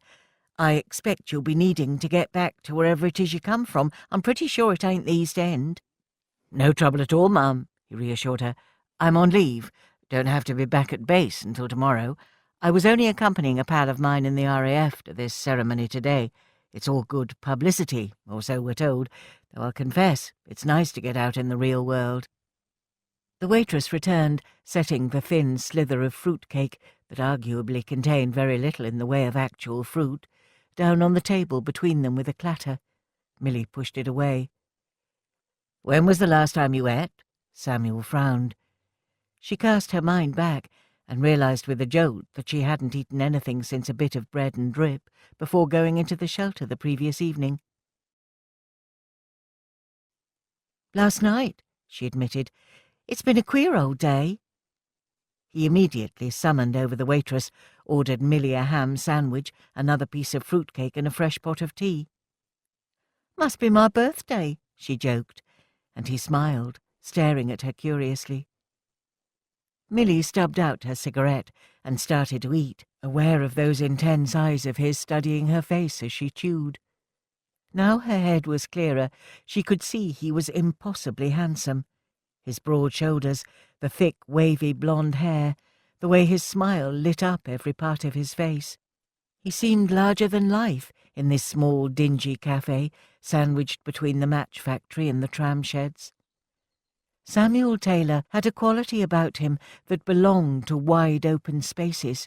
He even smelt of the countryside, a sweet, smoky scent of wood chips and windfall apples. He didn't belong here in the mean, sulphurous stench of her world. "You know, I recognize you from somewhere, Milly," he said thoughtfully, "but I can't place where." Milly picked up the last crumb of fruitcake with her finger before taking another cigarette and lighting up. "Gentlemen prefer swans?" she said coyly, gazing up at him from under her lashes. "Why, yes, of course," he exclaimed. "I saw your poster in the reception at Bryant and May, Miss Bry May, 1938. "That's me, or rather was me," she replied. "So you're famous. How does it feel to be a pin-up?" Milly shrugged. "Hardly a pin-up. Besides, that's all behind me. I'm an old married woman now." "It oughtn't to be behind you. If you were my wife, I'd want to show you off in every nightclub in town." "Curly, that's my husband. He don't really approve of that sort of thing." Milly sighed. "Truth be told, he hates me working, but he can lump it. Bryant and May are part of the Match Control Board now. War work, ain't it? You could say war's been good for business," she added dryly. "Smoking and war are inseparable," he acknowledged, tapping his ash into a small tin ashtray. "Certainly helps me with all the hanging about. Anyway, I think it's terrific you match girls are doing your bit." "Sweet of you to say, Samuel, but I hardly think packing matches is doing much for the defence of our country." She thought of his role in the Royal Air Force and realised what a very different war he was having to Curly. "You fellas are the brave ones." "I disagree." His gaze drifted out from the steamy windows of the cafe to the hazy spring skies above the railway line opposite. Somewhere in the distance the wireless crackled seductively, Vera Lynn singing Yours. The potency of the lyrics wrapped Milly's insides into a tight knot. "The RAF go up there into the line of fire because they choose to," Samuel insisted. "You girls here in the East End, why, you're getting bombed every night, and you've no weapons with which to fire back." "I hadn't thought of it like that," Milly replied, following his gaze. She stared at a cotton-wool cloud scudding across the sky until it disappeared behind a silver barrage balloon. There was a moment's silence, and when she looked back, their eyes met over the tabletop. Samuel smiled softly, intimately, the corners of his mouth creasing into dimples, and Milly had a sudden urge to touch his face. His gaze held hers until her lashes fluttered and fell. And then he did something that later Milly would analyse over and over again. The tips of his fingers brushed hers across the Formica tabletop. Something passed between them. Her fingers twitched, and she jumped, sending tea skidding across the table. "Oops-a-daisy!" Samuel grinned, grabbing a napkin and mopping at the spillage. Milly cocked her head and started to laugh. "Oh, that's tickled me pink!" "What's so funny?" he asked, amused. Milly didn't like to tell him she was laughing because "oops-a-daisy" was something she would never hear Curly Razor Brown utter. Instead, "Nothing. You're just sweet, is all." "And you're very pretty, Milly Brown, is all, especially when you've got cake crumbs on your cheek," he teased, brushing them away. Milly glanced up to see the waitress cast a knowing look their way and felt her face scorch. But their laughter broke the spell, and, encouraged by Samuel, Milly opened up, telling him more about her work in the top match room, her friends, the dreams she once had of being on stage. He listened, nodding his head, asking her questions, but astonishingly to Milly, seemingly content to let her talk. In turn, he told her about his life before the war, and Milly found herself fascinated by the details. Turned out Samuel had been a gardener with a promising career working for the Earl of Frampton at High Stanton Park in Sussex. She listened spellbound as he told her how he had just returned fresh off the boat from nearly 2 years in Canada, training with the British Commonwealth Air Training Plan. "So, you see, I'm not even a proper pilot with a squadron or crew yet," he confessed. "So, if you don't mind me asking, what the hell were you doing at the ceremony today?" Samuel laughed and took a sip of his tea. "Good question, Milly. I was just keeping my pal, a fighter pilot, company. My CO granted me leave to come. I think he thought it would be good for me to come to the East End, see the effects of the Blitz firsthand. I've been shielded from it in Canada. Us Sprogs need toughening up. Check we're not LMF." "LMF?" "Lacking moral fibre," he replied. Milly had read about how the RAF had selected Britain's brightest and best young men in the air offensive against Germany. Looking at the sheer physicality of the man sitting opposite her, combined with his youth and brains, she doubted he was deficient in that way. "So, what next?" "Next, I get sent to an operational training unit, then a heavy conversion unit." "Then what?" asked Milly, intrigued to hear the details of a life so different to her own. Despite living less than 2 miles from the docks, she'd never set foot on a boat, much less sailed across the Atlantic. "Well, presuming I make the grade, then I'll be taking the war to the enemy." Almost imperceptibly, he sighed. "You miss your garden?" she answered. "You have no idea," he said, tracing a complicated pattern through the crumbs on the tabletop. "I'm proud to be in the Royal Air Force, but gardening is my first love." "Why?" "Because I work hand in hand with nature, under the direct supervision of the great architect, or at least that's how my father put it," he grinned, lighting another cigarette. "Soil was as rich as fruitcake on the Earl's estate. There was nothing I couldn't grow." He shook his head as he slowly exhaled a stream of lazy blue smoke. "My God, I was green when I first volunteered, though. I knew nothing of warfare. I didn't even like to tread on the worms when I dug. But we're living through extraordinary times. One adapts." "And was it hard for you to adapt?" Milly asked, cradling her cup, the thick orange tea long since cooled.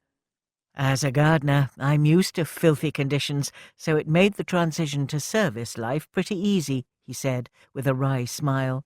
"You should chat to my friend Annie. She wants to start an allotment in the grounds at Bryant and May, but what's the point when the skies come crashing in every night?" "She should," Samuel insisted.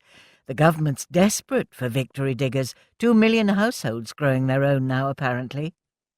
"In the suburbs, maybe, but here in the East End we ain't got room to swing a cat in our backyard, never mind starting an allotment," Milly scoffed. "Besides, I can't see the management agreeing to let a match girl dig up their bowling green." "They may not have any choice," Samuel replied smoothly. "All employers are being encouraged to find vacant land for their employees or lease it to their local councils for allotments. Bryant and May would have to yield to a request to do so. Carrot a day keeps a blackout at bay and all that." "Yeah, and if you believe that, you'll believe anything," Milly quipped. "I nearly got mowed down crossing Bow Road after dark the other day." "Didn't you see the white arrows?" Annie asks. "Never mind the arrows, I didn't even see the bleeding Indians." Samuel rocked back in his seat with laughter. "You're a hoot, Milly Brown. I've never met anyone like you before." "You mean you've never met anyone as common as me before?" she grinned, lifting one penciled eyebrow. "No," he insisted. "I was going to say anyone I feel I can talk as honestly with. Listen here, I don't suppose—" At that moment the waitress loomed over them. "I hate to break up the party, but I'm closing now. Otherwise Jerry'll be joining us for tea." In alarm, Milly looked out of the window and realised that the blackout blinds had already gone up at the Caledonian Arms on the corner. Passers-by were picking up their pace, eager to get close to a shelter as darkness crept up the street. "Oh, my days," Milly gasped, clamping her hand over her mouth. "I was supposed to be meeting my pals at the baths. They'll be worrying about me." "And what about your husband? Won't he be worrying about you?" Samuel said, settling the bill. Milly snorted.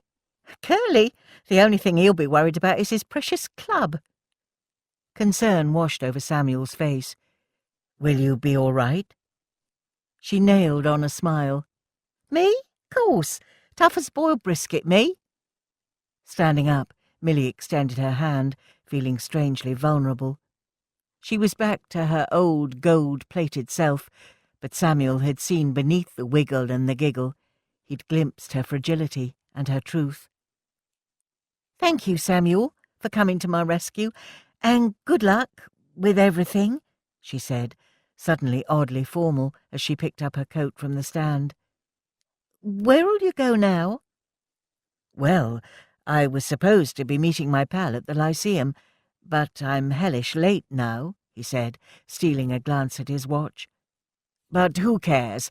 I've had a much nicer time chatting to you, Milly Brown." "Can't think why," she said, as he helped her into her coat. "I'd far rather be kicking my heels up west than drinking stewed tea in the East End." She went to do up her buttons, but suddenly Samuel placed his hand over hers.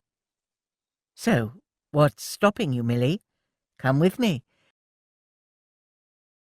To use the old biblical injunction, let's eat, drink, and be merry, for tomorrow we die. Nothing would bring me more pleasure than to take you dancing."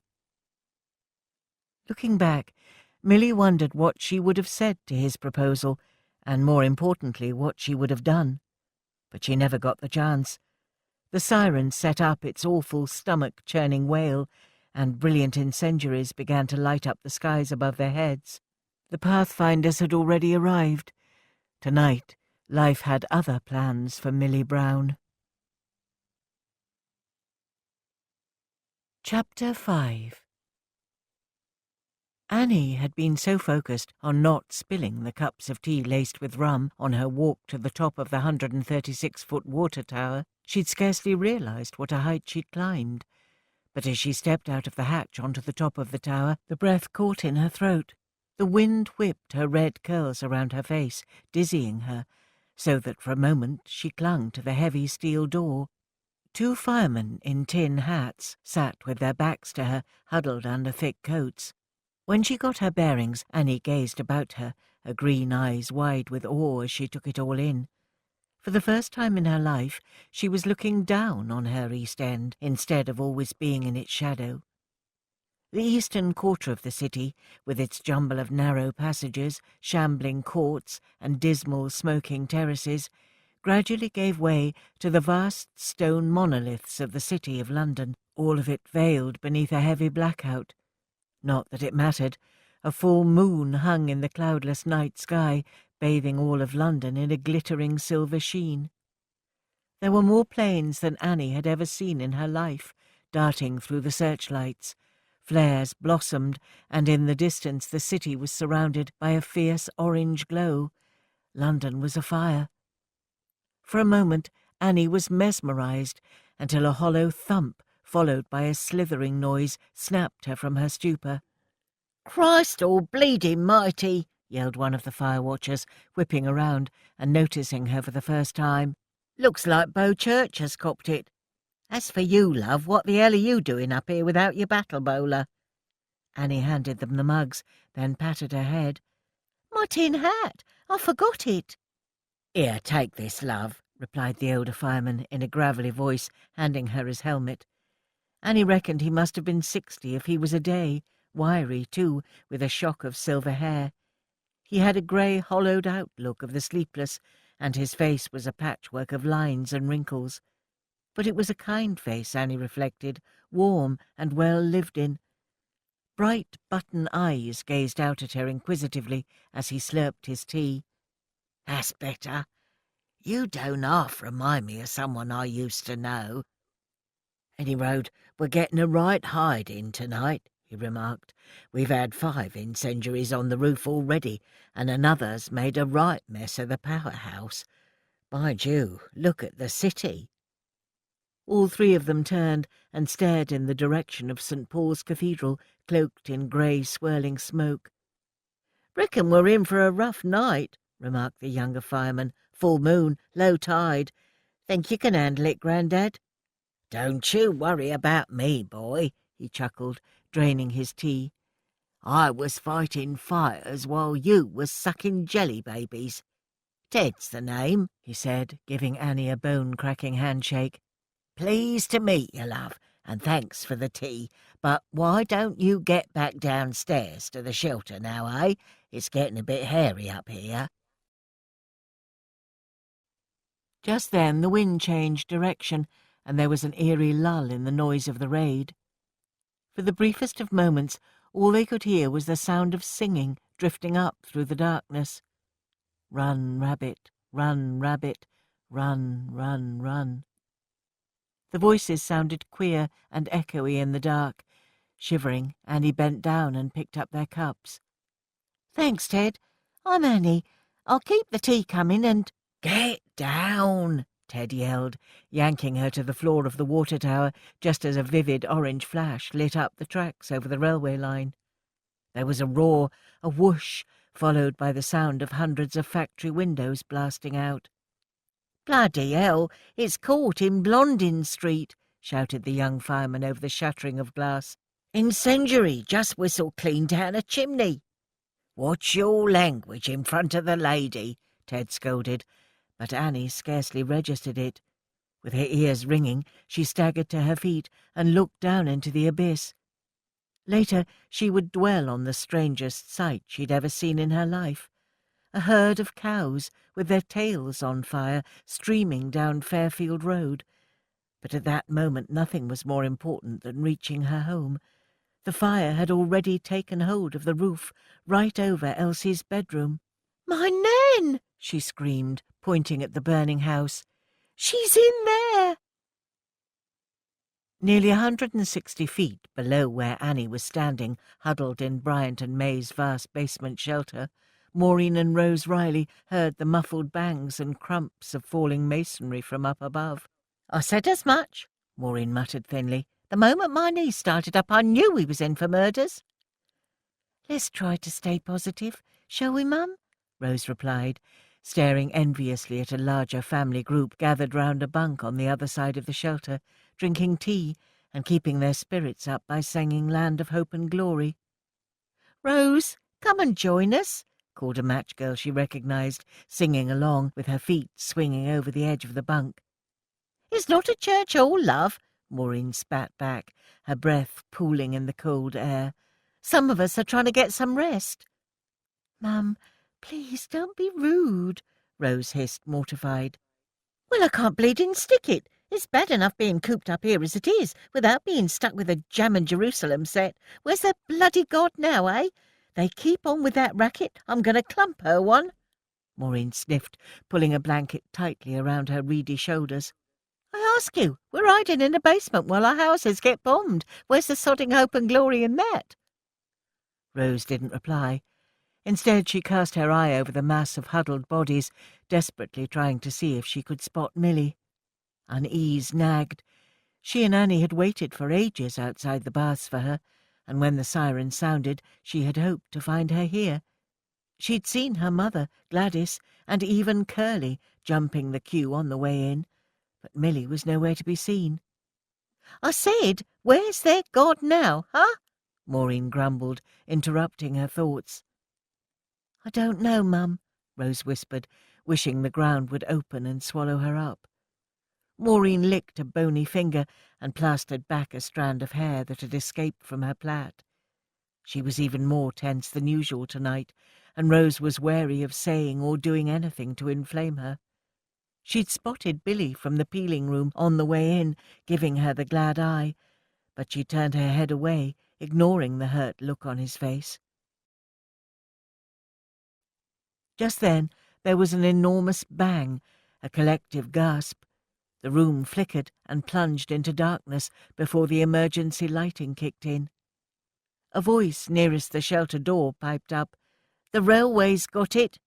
"Nah," another called. "Reckon the water tower's been hit. Look at the leak." The heavy brick walls seemed to bulge. Then a slow trickle of water began to drip from the ceiling. For a moment, Maureen's mouth dropped open in fear, before quickly regaining its customary sour tuck. "I ain't staying here to be drowned," she shrieked. "I'm off." Casting aside her blanket, she stood sharply, grabbing Rose's arm and a small case with her valuables. "Come on." "Mum, no," Rose pleaded, gripping the edge of the bench. "Let's stay here. See, it's just a little leak. They're dealing with it." She pointed to a team of wardens busy digging holes into the basement floor with pickaxes for the water to escape through. "She's right, love," remarked the man next to them. "You're still a lot safer in here than you are out there." "Oh, shut up, you're grating on me last nerve," she muttered, and then she was off, heading towards the exit, dragging Rose behind her. At the shelter door, the officious ARP warden was having none of it. "Can't open the door during a raid, Mother. Rules is rules." Maureen's eyes narrowed as she delved into her coat pocket. From the corner of her eye, Rose swore she saw metal, or was it wire, wrapped round her knuckles. In a flash, Maureen had the warden's testicles clenched tight between her bony fingers as she leant in close to his face. "Don't you mother me, Sonny Jim," she hissed. "Now, open the fucking door." They were out in less than 5 seconds flat, and Maureen was off like a ferret, her thin body remarkably agile as she tore down the yard in the direction of the front gates to Fairfield Road. No longer cushioned below ground, the noise outside was tremendous, and Rose blinked, bewildered. She'd gone down into the shelter in darkness and seemed to have emerged into the brightness of noon. Shimmering white spangles of incendiaries exploded like fireworks above their heads. On the other side of Fairfield Road, she could make out the flash of fire beyond the rooftops, and smoke rose from the chimney of a house in Blondin Street. "Mum," she panted, skidding to a halt, "the railway tracks have gone up. And just take a look at our street. Please, this is madness." Maureen whirled round, and Rose reeled back. Her eyes seemed to be on fire, burning balls of hate, until Rose realised it was simply the glow of the fires reflected in them. "Please, Mum," she said softly, trying to keep her voice low and calm. "Let's just get back in the shelter." Maureen's fingers slackened in hers, and for a moment Rose thought she'd reached her. "Please, Mum, I don't want to die," Maureen snarled, mimicking Rose in a voice of pure poison. "You're just like that woman." "What woman?" Rose said, swamped with confusion and despair. "The woman what gave birth to you. She was a coward and all, threw herself in the Thames at Shadwell, drowned herself 'cause she couldn't take the shame, leaving me to pick up the pieces."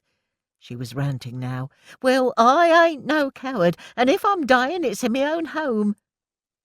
Maureen turned and marched towards the giant gates to the works, her wiry body silhouetted by the fires raging from the rail tracks beyond. Rose stood and stared in disbelief, her body rooted to the spot, until suddenly she almost seemed to re-enter herself. "What do you mean? Come back," she cried. When she reached the entrance to the Fairfield Works, she hurled herself past the night guard stationed at the gatehouse and stood alone in the deserted street, frantically scanning left and right. But it was as if her mother had vanished, snuffing herself out like a light. "Get to safety, girl," yelled the guard from behind the gatehouse. She glanced back, struck dumb with terror. Inlaid into the brick wall of the gatehouse was a terracotta panel of beasts clutching flaming torches. For a moment Rose wondered whether she hadn't come face to face with Lucifer himself. The streets glittered with a sea of broken glass, hurting her eyes, and suddenly the ground beneath her feet seemed to tremble. She listened, over the pounding of her heart. What on earth was that noise? Out of the darkness and smoke, clattering and skidding on the cobbles, was a sight Rose would never forget. 10, no, maybe 12 cows charging down Fairfield Road, some with their hides on fire, others with their tails blazing. Wild with fear, they charged towards her, hooves battering and sparking on the cobbles, nostrils flaring in panic. Ellis Griffith's dairy at number 44 must have taken a hit. The sight plucked at her heart, and in desperation she flattened herself against the wall of the burning box factory opposite as the cattle charged past her in a frenzied stampede. As the avalanche of hot bricks came raining down on top of Rose, crushing her, what hurt most was the knowledge that if she died now, she would never discover what else Maureen knew about her mother. Chapter 6. "All right, tough girl, I know you're made of steel, but I should still like to get you to safety," Samuel said over the wail of the siren as he ushered Milly out of Mandy's cafe. "Where do you usually shelter?" "In the basement of Bryant." A hollow boom ricocheted up the street, followed by a choking cloud of dust and smoke. The explosion deafened Milly, and for a moment there was nothing but perfect silence, the street coated in grey mist. After a few seconds everything came to life. The clanging of bells and screams snapped Milly out of her stupor. "Christ alive, they're not hanging about tonight," Samuel said shakily. "Looks like the rail tracks have been hit. Quick!" Grabbing her hand tight in his, Samuel led her up the street, running as fast as they dared, until they reached the safety of the railway arches. He pushed her against the dank wall of the arch, shielding her from the street. Pressed against his body in the darkness, Milly could feel his heart going like the clappers. The speed of the raid had clearly taken him by surprise, but then, she supposed, this was all new to him. Staring up, past his broad shoulders, at the fantastical night sky, Milly was stunned. Great clusters of planes swarmed through the darkness, more than she'd seen in 8 months of bombing. The sky was lit up like a magic lantern show. Oddly, though, she didn't feel scared. In fact, something about the situation was charged, erotic even. Her breath, her blood, her pulse, everything seemed to be rushing, and she was acutely aware of the buttons on Samuel's uniform digging against her flesh, her back brushing against the rough brick wall of the railway arch. "Are you not scared, Milly?" he ventured, his breath hot on her cheek. The scent of him filled the rank darkness of the archway, clean, warm skin mingling with tobacco and cologne. "No, I'm fatalistic," she whispered. "Are you?" "Yes," he admitted. "It feels strange to me to be down here on the ground." As he spoke, she was aware of how close his mouth must be to her own, just inches away. All it would take would be for her to reach up on her tiptoes and tilt her head to find his warm lips in the darkness. But suddenly outside on the street came the sound of running footsteps. A woman, lit up by moonlight, streaked past, face grimly determined, and Milly recognized her as Rose's mum, Maureen. Why wasn't she down the shelter? The thought was blown out of her head when from somewhere up above a terrific noise started up, and she felt Samuel's thighs tense. "Oh, there goes Big Bertha. Go on, girl, give 'em some back," she yelled. "Sorry, what? Who?" he stuttered over the racket. "Big Bertha's the anti-aircraft gun," Milly explained, "up on the railway siding." A clattering of shells rained down around their feet. "Buggered if I'm getting killed by our own. Come on," she yelled, yanking Samuel back out onto the street. They ran back the other way, hearts galloping. The sights were astonishing. The gutters ran with water, soot, and oily rainbows. From nowhere came a herd of cows streaming past them, their tails on fire. They careered around the corner, out of sight, and Milly and Samuel could do nothing but stare after them. Further up the street, the box factory burnt fiercely. It was bedlam. "Milly, we have to get to shelter," Samuel urged. "Where's the nearest?" Even in the midst of such confusion, At the back of Milly's mind nagged the thought that she mustn't turn up at the Bryant and May shelter with Samuel. Curly would be there. Never mind the fact that she was alive, he couldn't have stood the loss of face. "There's a public shelter on Old Ford Road. We can get there through Blondin Street." Cutting through the street where Annie and Rose lived, Milly was amazed to see Annie herself pelting up from the other end of the street, her red hair pasted to her face. "Annie? Milly," they gasped as one. "It's Nan," Annie blurted, face wild with fright as she pointed to her house, fire leaping and billowing from the chimney. I think she's still inside." Annie turned the handle, but the door was wedged shut. "Bloody door!" she cursed. Over the past 8 months, the whole street had been rattled that many times in its foundations that the wood had swollen and the door often jammed in its frame. "Stand back," Samuel ordered. He forced the door with his shoulder and disappeared into the smoky hallway. Annie shot Milly a questioning look, but there was no time to explain as they followed him into the house. Samuel grabbed a stirrup pump from the base of the stairs and took them 2 at a time, the girls close behind. They found Elsie huddled in the corner of her bedroom in her salmon-pink housecoat and curlers, as if she was just turning in for the night. Fire had already claimed one wall and was making light work of the eiderdown, flecks of red-hot cinders floating up into the fierce heat of the room. Decades-old paint was bubbling and blistering on the walls. Another 10 minutes and this room would be incinerated. "Nan!" screamed Annie through the shimmering haze of heat. "What you playing at? We've got to get out." The old lady looked up, eyes glazed, and Milly could see she was paralyzed with fright. Her arthritic fingers kneaded and twisted the hem of an old shawl. "Come on, Else," she soothed. "Let's get you out of here, shall we?" "I can't leave," Elsie wept. "It's my fault." Annie shot Milly a look before turning back to Elsie. "What are you talking about, Nan? Course it's not your fault. We've been bombed." "I can't." "Nan!" Annie howled as a rafter from the roof creaked and with a terrible wrenching roar crashed from the ceiling onto the burning bed. Milly's heart smashed against her ribs, and sobbing, she turned away, unable to look. When she turned back, she saw Samuel disappear into the smoke. In one swift move, he'd gathered Elsie in his arms, scooped her up, and was making his way through the room towards them. "Get out!" he shouted, struggling under Elsie's weight. "The roof's going to come down any second." As Samuel staggered past, Milly suddenly realized how old and vulnerable Annie's Nan looked, being carried in his arms like a baby. Elsie's housecoat had ridden up, and to her dismay, Milly saw her thighs were a rough patchwork quilt of scars.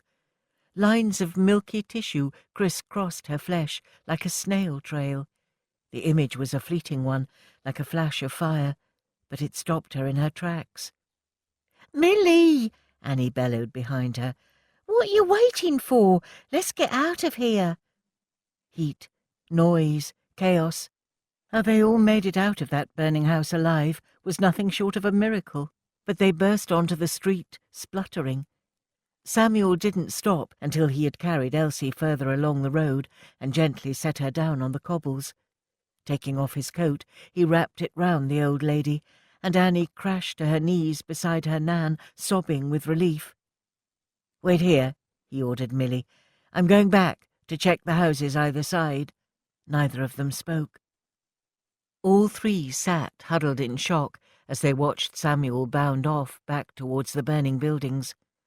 A minute or 2 later, he re-emerged, guiding Maureen up the street. She was livid as she batted his hand away. "This bloody idiot soaked my sugar rations." "Maureen!" gasped Milly. "Never mind your sugar. Where's Rose?"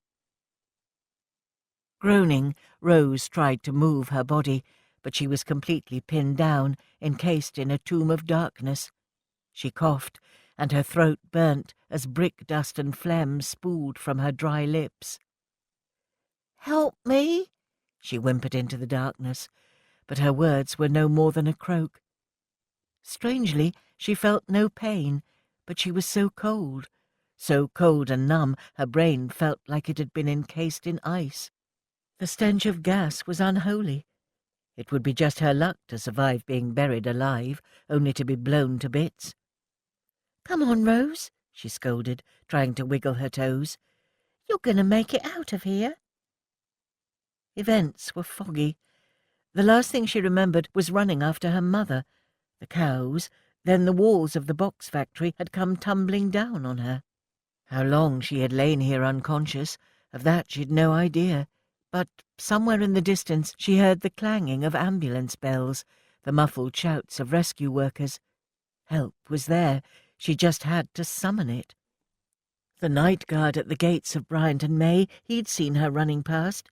People saw her leave the shelter, and surely her own mother would have raised the alarm by now.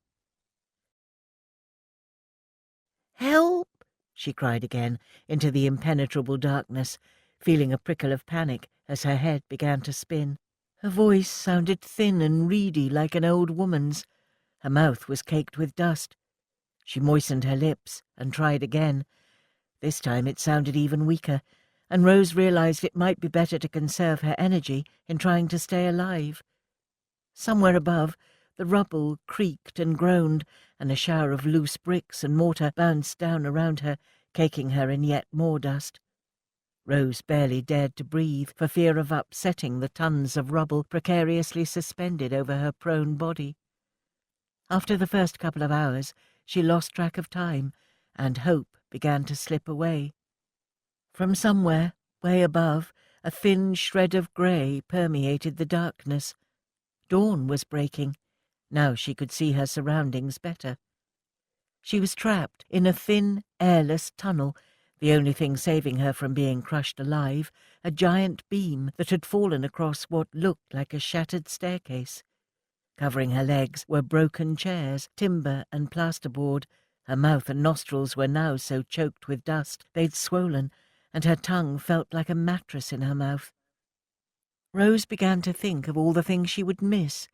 Splashing about with Millie and Annie at the Bryant and May swimming lessons, at Romford Baths every Wednesday afternoon. Needlecraft and keep fit lessons at the Match Girls Club. The firm's annual Beano down to Bideford in Devon. But mostly, she realized with a pang, she would just miss her friends. She was sweating now, a cold, slippery sheen which covered her face, melting the brick dust into a claggy paste around her mouth. In silent surrender, Rose closed her eyes. Thoughts rushed at her, woolly and disjointed, but somehow she knew it wouldn't be long. She forced her mind back to her last company outing with the girls, soft sand between her toes, white sails patching a pale blue sky, Millie larking about in a kiss-me-quick hat. She wanted to die with bright and happy thoughts in her head. From somewhere nearby she heard a noise, and her eyes flickered open. It was a scrabbling. She cried out, and the noise stopped abruptly. She whimpered in despair. It was just a mouse, or more likely a rat. But wait, there it was again. The scrabbling noise grew stronger, more frantic, and dust began to shower down on her from the beam above. A scuffling, a digging, and hold on, was that a bark? Summoning every last shred of breath in her body, Rose cried out again. A second later, a small, damp, black nose burst through the rubble behind the beam, followed a second later by a white furry paw. Rose stared incredulously as the tiny Jack Russell wriggled and pushed his way through the wreckage towards her, crawling on his belly through the tunnel, and began to bark frantically. "All right, fella, all right, I'm coming," rang out a voice from above. "Let me just fetch my shovel." As the tiny dog began to lick her face, Rose sank back in relief, tears streaming down her cheeks. That little dog stayed right by her side until the rescue workers and a team of wardens had pulled her free from the rubble, blinking into the light of a smoky Sunday morning. Lying on a stretcher on the pavement outside Bryant and May, an ambulance worker tended to a gash on her leg. She sipped a cup of hot, sweet tea and stroked the velvet-soft ears of the miniature Jack Russell. He sat patiently by her side, his white fur matted with grime, brown eyes gazing at her. The rescue worker, who had finally pulled her clear from the rubble, wandered over and crouched down beside her, cocking his tin helmet back. "You was in a bit of a pickle there, eh, love?" he said, with masterful understatement. "I don't know how to thank you," Rose replied shakily. "Don't thank me, pet. It's all down to this little fella." He reached out and ruffled the dog's head. "He was scrabbling at the rubble until his paws bled. That's what alerted me." He gestured to a propaganda poster plastered a little way up from Fairfield Works. "Dig for victory," he read out loud. "He certainly did that, all right. Jack Russell Terriers are at home underground. Probably thought he was chasing rabbits down a hole. So he's yours, is he, darling?" "Why, no," she replied, confused. "I thought he was yours, a rescue dog." He shook his head. "No, love, nothing to do with us. We just found him scampering over the rubble." The nurse looked up from her bandage. "Could be something to do with Battersea Dogs Home, maybe," she ventured. "Battersea?" frowned the rescue worker. "I doubt it. It's miles away." "No, she's right," Rose exclaimed. "They have an East London branch, right here on Fairfield Road, number 69. "It wasn't bombed, but he could have escaped. Probably got scared by all the racket," said the nurse wearily. "Last night was a bad one." "Well, wherever he's come from, I reckon he's yours now," the rescue worker remarked. "You know what the Chinese say." "No," Rose said, her head swimming with tiredness. "I don't know any Chinese. My mum doesn't let me go to Limehouse." The nurse smiled kindly. "If you save someone's life, they belong to you. You become their responsibility." The little dog barked and began to lick the dust from her cheek. "Think that rather settles it, don't you?" chuckled the nurse. "He's yours, or rather, you're his." Rose reached out and gently tugged his ears. Solemnly he placed a paw on her chest, and she chuckled, her laughter quickly dissolving into a spluttering cough. "We're stuck with each other, little Pipsqueak." "He's that, all right," smiled the rescue worker, wearily hauling himself up. "What a little smasher!" Never had the idea of having someone to love, and to love her back unconditionally, seemed so appealing. She knew Maureen would kick up a right stink, but she would find a way to keep him. In all the confusion and pain of last night, Maureen's scornful revelation and her terror at being left, one thing stood out clear and true in the smoky dawn. This dog had brought her back from the dead. "Time for you to be checked over at the London," announced the nurse as she finished the bandage and signalled for Rose to be lifted into the back of the ambulance. "Just to make sure there's no lasting damage, though by the looks of you I'd say you're a very lucky young lady." "Please, sir, will you keep him at your station?" Rose pleaded with the rescue worker. "Just until I'm discharged." "Go on, then," he laughed. "I'm off shift now, but I'll take him back and give him something to eat and drink. Come and collect him when you're fit and ready." Scooping up the dog, her dog, Rose kissed his silky ears and nuzzled his neck before passing him over to the rescue worker. "Hang on, what you going to call him?" he asked. "Pip. His name's Pip." Samuel insisted on walking Milly back home after the all-clear sounded over Bow at 5:57 a.m. What an unholy night of chaos and destruction. They'd all been drinking steaming mugs of tea from a WVS van when news reached them that Rose had been dug out from a collapsed building on Fairfield Road and was now being treated in hospital. In her exhaustion, Milly couldn't fathom why she hadn't been down the shelter at Bryant and May, or with Maureen at home. But no matter, she was alive and miraculously unscathed, as was Elsie, thanks to Samuel. They walked slowly into Milly's turning, both of them reluctant to reach the point where they needed to say their goodbyes. Smoke from the many fires that had raged all night mingled with the early morning mist drifting up Parnell Road. Despite the hour, the women of the street were already out, sweeping up the glass and bashing their mats. Milly knew the sight of her being escorted home by a chap in Air Force blues would keep them in gossip for weeks to come. Let them talk. "What you did, it was very brave," she said, sneaking a look at his face as they walked. "Elsie would have died had you not rescued her. Definitely not LMF, I'd say." Samuel shrugged, his blonde hair streaked grey with dust, his face doughy with exhaustion. "Anyone would have done the same, Milly."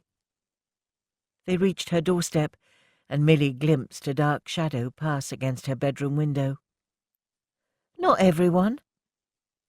They faced one another, and an awkward silence fell between them. "I guess this is it, then," Milly murmured. "Sorry it wasn't quite the night off you had planned." Samuel took her hand in his and gently pressed his lips to her knuckles. His eyes lingered on her face, drinking in the sight of her. "Who cares? It's been a pleasure getting to know you, Milly." He paused.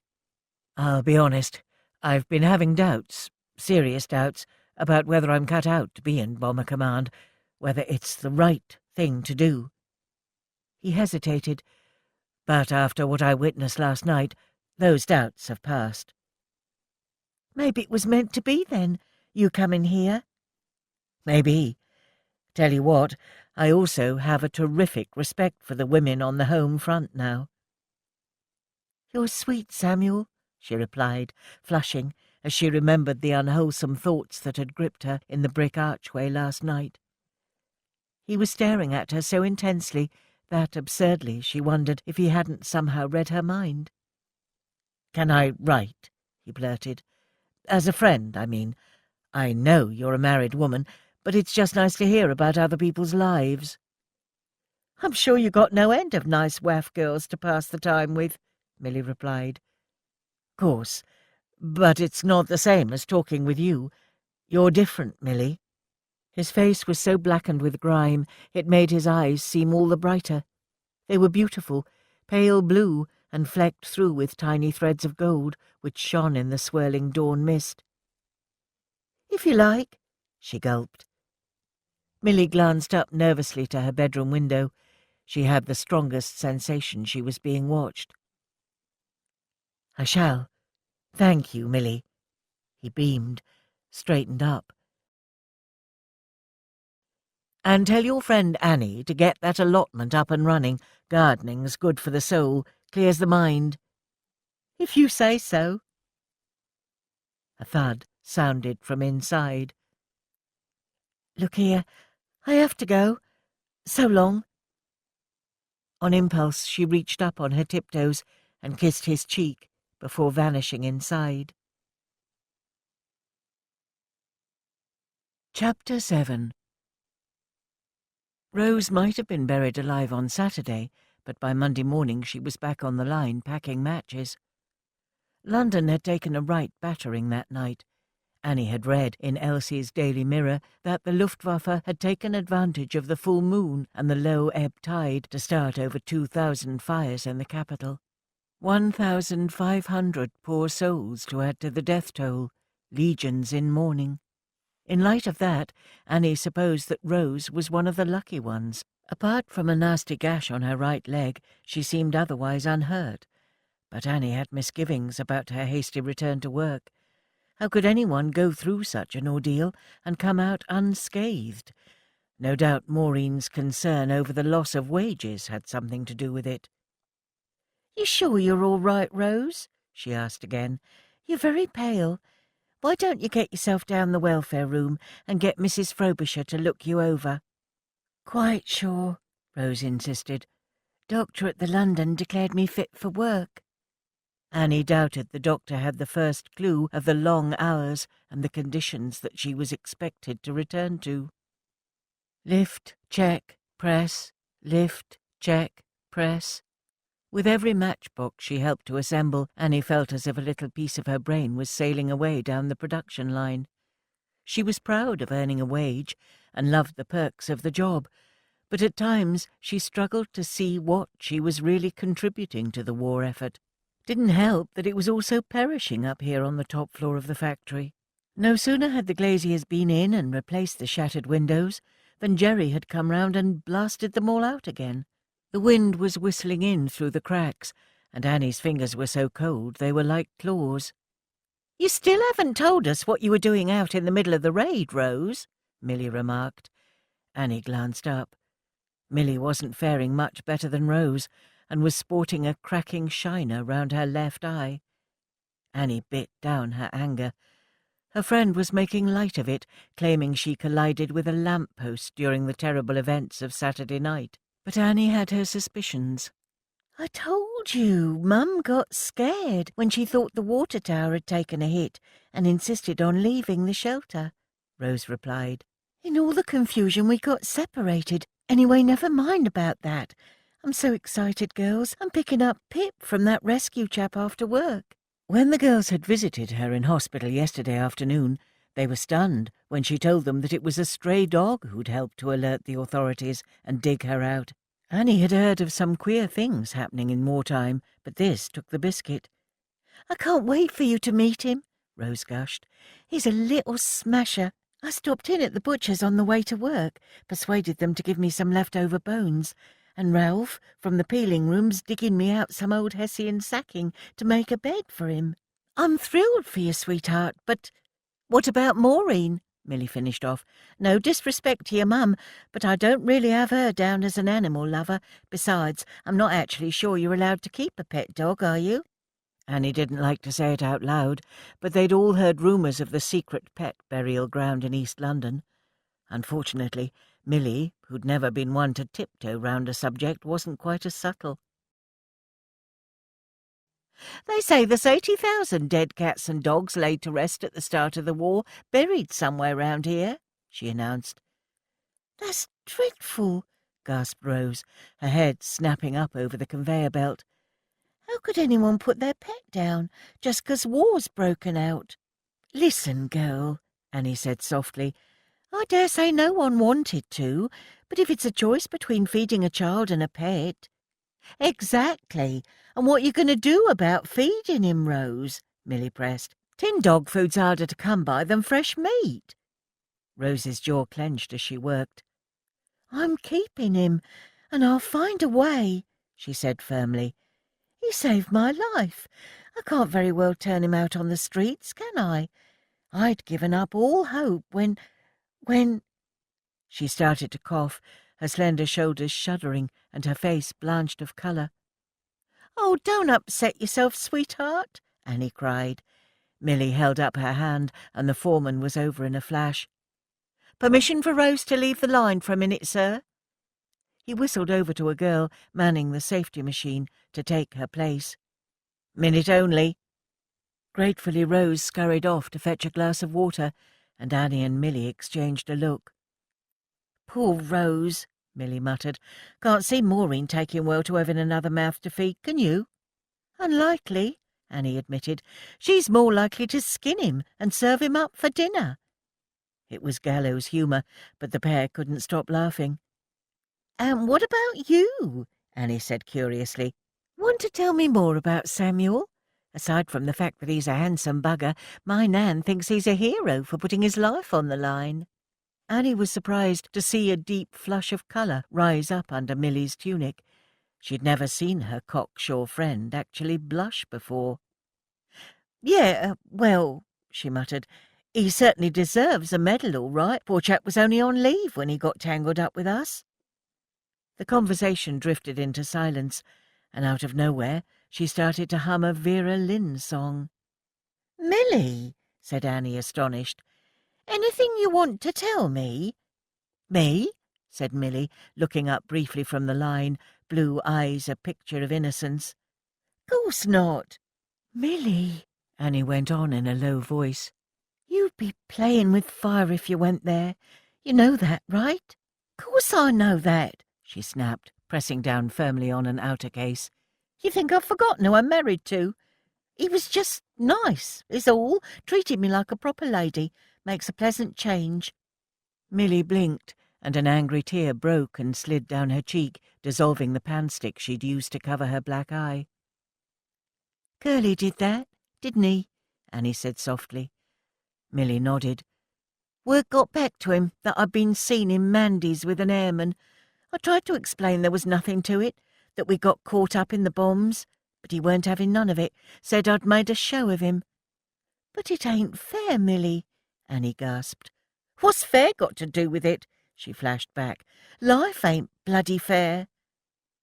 Why don't we go to the pictures tonight? Annie said, tactfully changing the subject. We could all use some cheering up. Who knows, we might even make it to the end before the sirens go. It was a rare night when the red light hadn't gone off halfway through the picture to let them know the enemy was near. Though by some act of what Annie could only conclude was a miracle, last night they'd managed their first full night in 8 months without any bombs, which had given London a much-needed break to repair the previous night's damage. I do hope Jerry hasn't forgotten us, Milly quipped, dabbing briefly at her eye with a hanky. Go on then, why not? I'll sort Curly's tea, then let's make a night of it. She laughed dryly. Might even serve the old bastard cat's meat pie. When the final hooter rang out over the neighbourhood, the girls went back to Blondin Street, while Rose headed off to pick up Pip, promising to meet them at the pictures later. I've got a nip to the shops, so I'll just see if your nan needs anything fetching, said Milly, cutting down Annie's turning with her. As they walked, the street was filled with the sounds of industry, folk hard at work repairing the damage to their homes. The comforting, primitive sound of someone hammering wood in a backyard echoed up the cobbles. The scent of washing and stew drifted through open windows. Most of the houses on this terrace, which abutted the Fairfield works, were owned by Bryant and May. The management had wasted no time in rehousing Annie and Elsie, even allowing them to store what spare furniture they had managed to salvage in the factory dance hall. They paused for a second outside the sodden shell of Annie's old home. Pinned to the doorframe was a note. "We're bombed, but far from beat, 'cause we've only moved in, over the street." Annie shook her head in bewilderment. Her nan never failed to astound her. In many respects, Elsie Trinder was a proper East End girl, as tough as old boots, and yet something about the strangeness of her behaviour on Saturday night, when they'd found her cowering from the fire, didn't sit right. "It's my fault," she'd said. What had she meant? Annie had never before seen the slightest crack in her nan's tough veneer. She was the street matriarch, the unofficial community leader, the one the neighbours called on when a baby needed delivering, a rent collector needed sorting, or there was a dead body to lay out. Elsie held no truck with self-doubt or introspection. She'd always been far too busy raising her grandkids and running the house to go in for any of that malarkey. Annie turned and gazed at her nan, hard at work outside their new home further up the street, as if seeing her for the first time. Elsie was seemingly back to her old self, bashing a rag rug against the front of the house, while singing Dear Irish Boy to herself in a sweetly quavering voice. "Nan, you must have been at it all day," Annie exclaimed as she poked her head inside number 33. In the space of a day, she'd transformed the deserted house with some good old-fashioned elbow grease. The coconut mats in the passage had had the dust bashed out of them. The step had been scrubbed and whitened with a hearthstone, and windows were polished between the blast tape. "Darling girl," Elsie smiled, wincing as she straightened up and rubbed the small of her back. "And Milly too. What a treat. Come on in. I'll put the kettle on." "I'll do it, Nan," Annie insisted. "You look done in. Why don't you sit down?" "Sit down?" she scoffed. "I ain't got time for that. Now then, Milly, you and yours all right, dear?" "You know, Mum, if it ain't her bunions, it's her back," Milly grimaced. "I ain't stopping. I just wanted to see whether you needed anything fetching from the shops." Elsie wasn't listening. She was staring up at Milly's eye. "Oh, love," she sighed, delicately touching her face. "He wants stringing up. Parsley water eye bath'll fix that. I'll make you one." Please don't go to any bother, honestly, I'm fine, Milly insisted. I'm such a silly sod, bashed into a lamppost Saturday night. Really? Talking of Saturday night, any word from that nice young pilot? Elsie remarked, clearly not taken in by the story. Give you a kiss on the hand, dear, did he, when he left? How'd you like that, eh? Now that's a gentleman for you. Annie rolled her eyes. Who needed jungle drums when you had East End gossips? He's not a pilot yet, Milly replied quickly. Now, what do you need from the shops? Pennyworth of pot herbs and 2 penn'orth of bones, if you don't mind, dear, Elsie replied, raking about in her purse for some coppers. And tell the butcher to leave the meat on. I've got a stew on the go. Sure enough, a giant pot was bubbling away on the black-leaded stove. Elsie took her lead from the Jews and could make delicious food out of nothing. Her bone marrow and barley stews were cobbled together from sixpence. Thrift was nothing new to this old girl. She knew without even stopping how to dispatch a chicken or render dripping. "Smells delicious," smiled Milly, taking Elsie's money. "Nan'll be through those bones, teasing out every last scrap of marrow with her knitting needle," Annie grinned, kissing her Nan's head affectionately. "Right, I'm off," said Milly, turning back up the street. "Oh, Lord, watch out, someone's damned us up." Maureen was marching up the cobbles, mouth as tight as a gnat's chuff. Annie thought about retreating out to the yard, but Rose's mum had already spotted her. "All right, Maureen, dear, you just finished work. Expect you'll be wanting a cuppa," called Elsie. "Where's my Rose, huh?" she demanded, ignoring Elsie's offer of tea and glaring at Annie and Milly. "Sorry, Mrs. Riley, she was, where was she going again, Milly?" Annie blustered. "Went to see a man about a dog," Milly smirked. Maureen surveyed her coolly. "You got some brass, girl, talking to me like that." Elsie laid a placating hand on her arm. "Come on in, Maureen. I got the place straight now, so come and have a cuppa while you wait for your Rose. No sense in being gloomy now, is there, dear?" Maureen glared at Milly, but eventually allowed herself to be led inside by Elsie. "Dunno why you bother, Else," she grumbled. "Jerry'll be back tonight to mess it all up again." "I'm not letting my standards slip 'cause of Hitler," Elsie replied, pushing back a stray lock of her white hair. "Now, come on in. If you don't fancy tea, I've got a drop of porter. Shall I rustle up some bread and drip? I can do it quick as a wink." Annie turned to Milly, rolling her eyes. "I'll meet you outside the bug-hole later." Milly had not moved 5 yards when a young lady approached them from the other side of the street. "Sorry to bother you, but it's Milly, isn't it? Milly Brown." "Plead now," Milly muttered under her breath. "It's like King's Cross Station round here tonight." "Yes, darling, what can I do for you?" she said, turning to face the lady with a bright smile. "Here, I know you, don't I? You was outside my house the other day. Well, I don't need anything, thanks all the same. I get all my policies through Bryant and May." Pearl felt confused. Mind you, she'd felt confused from the moment she stepped off the train at London Liverpool Street Station 2 days previously. London was a huge and bewildering city to wash up in. She'd already tried talking to Milly once, outside her home, but received short shrift. After hiding out for the duration of the raid in the basement of the boarding house she was staying at, she tried knocking again, only to be told by an off-hand chap she assumed was Milly's husband that she'd probably find her here. Milly looked like a woman at the end of her tether, and Pearl was beginning to think she'd made a huge mistake turning up here in Bow unannounced. She was running out of money and hadn't had a proper wash in days. "I'm not selling anything," she said, trying to keep the note of desperation from creeping in. "Please, Milly, I've come a long way to see you. It's Pearl O'Hara, your pen pal. I'm a diamond girl from the Matchy." Her voice trailed off. "Well, I used to be at any rate before it got bombed." "Pearl?" Milly exclaimed, flabbergasted. "I'm so sorry, darling. I thought you was trying to sell me something." She turned to the surprised-looking redhead standing next to her.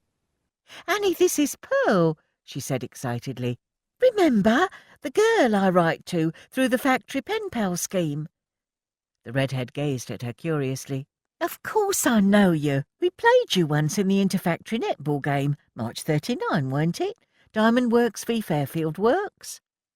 "That's right," Pearl replied, smiling shyly. "You thrashed us." "Lovely to finally meet you in the flesh," Millie said. "But you're an awful long way from home, Pearl. What brings you here?" "Well, that's just it. I don't have a home no longer," she said. Pearl had never really told a lie in her life. White lies, yes, but not whoppers. "You heard about the matchy?" Millie sighed. "We did. The chairman announced it on Saturday. So sorry, darling." "Well, my room's copped it too," Pearl continued. "I got no job, no home, no prospects up there any more. I thought I might try me luck down here, see if you could maybe speak up for me about getting a job." She hesitated. "I know we've only been writing a year, but I feel like I know you, Millie, and I don't really know where else to turn. Being a match girl's all I know." "Well, of course I will," Millie replied, squeezing her arm. "I'll take you up the factory tomorrow. But, well, I don't mean to be funny, but talk about out of the frying pan into the fire." "You might have been safer in Liverpool," agreed her pal. "I'm Annie, by the way." "Hello, Annie," she smiled. "And yeah, I know that. But, well, I've always fancied coming to see the bright lights of London." "Well, I can't really see you having a problem getting a job in the factory, but I can't offer you a place to stay at mine, I'm afraid," said Millie. "Curly, my husband, well, he ain't exactly landlord material." "Oh," Pearl felt crushed. "Well, that's all right," Annie piped up. "I'm sure we could make a bed for you here, as long as you don't mind sharing with me. You ain't married, or got a sweetheart?" Pearl shook her head. "Oh, no," she said emphatically. "It's just me." "Well, that's settled then. I'll check with Elsie, that's me Nan, but I can't see her having a problem with it, as long as you don't mind contributing." "Absolutely. I'll pay my way," she replied. "Well, come on in then," she beckoned, "and welcome to Blondin Street." This ends CD2. CD3. Pearl hated lying to the match girls, who, despite all they'd been through, had just greeted her so warmly. But as she was shown into the spotlessly clean terrace, she felt light-headed with relief. The search and rescue chap had done a smashing job looking after Pip for Rose. He'd washed and brushed his white and brown fur, found him a collar and lead, and the little terrier had been thoroughly fussed over by everyone at Post B in South Hill Street, Poplar. In fact, he seemed so at home, curled up asleep on a blanket in front of a flickering fire, that Rose wondered if he'd be better off there. At the sound of her voice, Pip's eyes snapped open and he scampered over. His little tail was going 19 to the dozen as he leapt up and down in excitement, paws scrabbling on the ancient brown linoleum floor. "Hello," she grinned, scooping him up in her arms. Pip lunged at her face, showering her with wet kisses, his warm little body rolling over and wriggling in excitement. "You want a tummy tickle, do you?" she chuckled. "We're gonna miss this little fella," said the chap who dug her out from the ruins. "But judging by that greeting, I'd say his place is with you." He handed Rose a bag. "We had a rip round at the station, all clubbed together for some dog biscuits. Should last you a little while." "You're so kind," Rose replied, touched at their thoughtfulness. "Just one thing we noticed, love. He goes berserk if any men come near him in heavy boots. Don't know what happened in his past, but I reckon he's been on the receiving end of a good kicking at some point, poor little pint-size." As Rose walked in the direction of Beau, the little Jack Russell trotting happily at her feet, she felt a fierce protectiveness tug at her heart. Pip was a rescue dog with a shadowy past of which she knew nothing. "Just like me," she whispered, crouching down to stroke his ears. "Two misfits together, eh, boy?" Cutting down Fairfield Road, she spotted Pip's old home, the bow branch of Battersea Dog's Home, and felt a twinge of guilt. Pip had escaped, and now she was just claiming him as her own. At the very least, she ought to tell them where he was. Pushing open the door of the kennels, she called out into the gloom. "Hello?" A boy's head poked out from over a kennel door. "Are you missing a dog?" she asked, gesturing to Pip. "Sorry, miss, all the dogs have gone.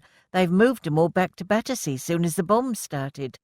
"Looks like they may have left one behind," she replied. "Poor little chap," he grimaced. "Afraid he can't stay here, though. I'm renting the kennels now, set up a pig club with my brother John," he said proudly.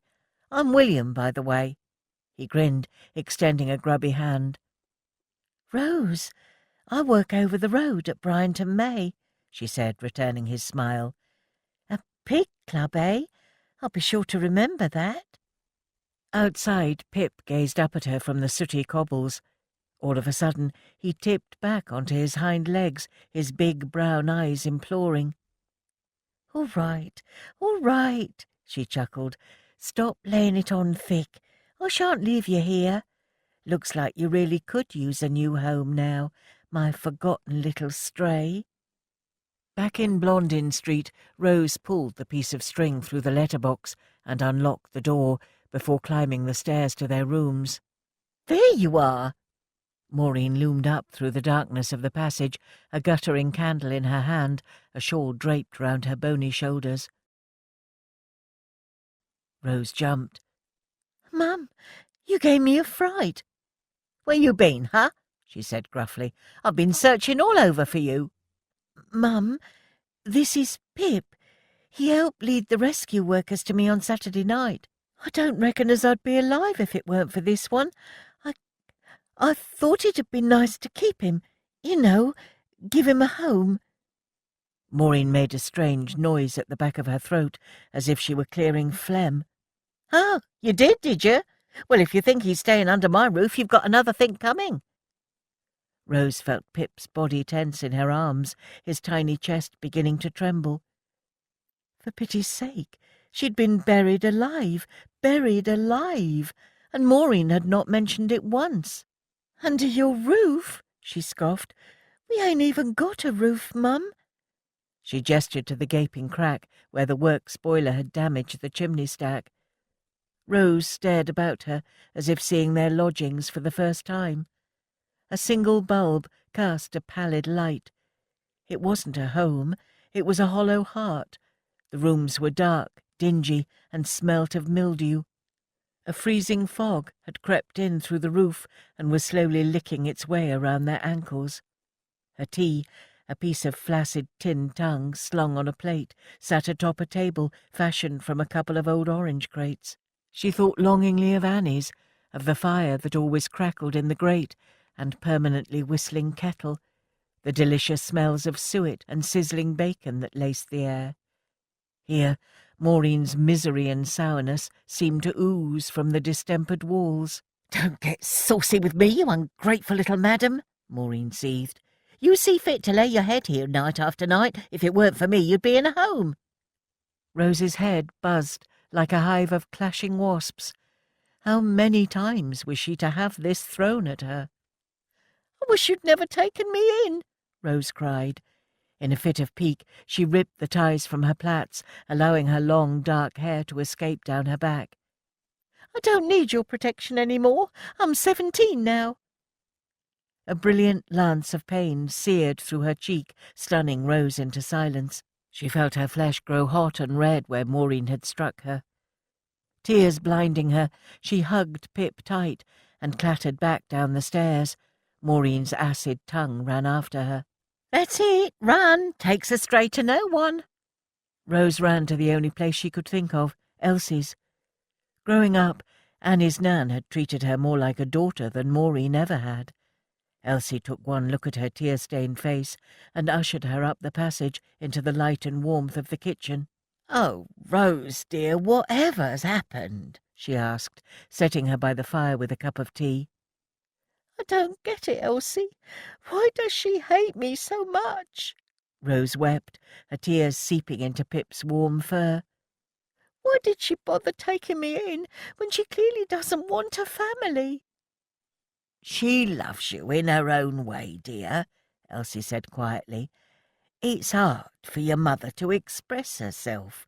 Her life's been a struggle, but trust me, she cares deeply for you." "She doesn't love me, Elsie. She resents me." "She does love you. Why do you think she's so protective over you?" "I don't know," Rose said miserably. "But I can't go back there now, can I? She won't let me keep Pip, and I ain't turning him out on the streets." Elsie looked at the little ball of fur curled up on her lap. "Well, we can't have that now, can we, dear?" She smiled, gently picking Pip up. "You're a lovely little fella, ain't you? Tell you what, I've already given a bed to one poor homeless creature tonight. What's one more? Go and meet the girls at the pictures, and then go on home to your mum afterwards. Make your peace. This little fella can have a home here, and you can visit him whenever you want." Speechless with gratitude, Rose flung her arms around the elderly lady. "Thank you, Elsie. I owe you." "Give over, dear," she chuckled. "You're gonna crush poor Pip." "Elsie," she asked quite suddenly, "did you know my mum? My real mum, that is?" The old lady looked thoughtful in the firelight, her calloused hands slowly trailing through Pip's fur.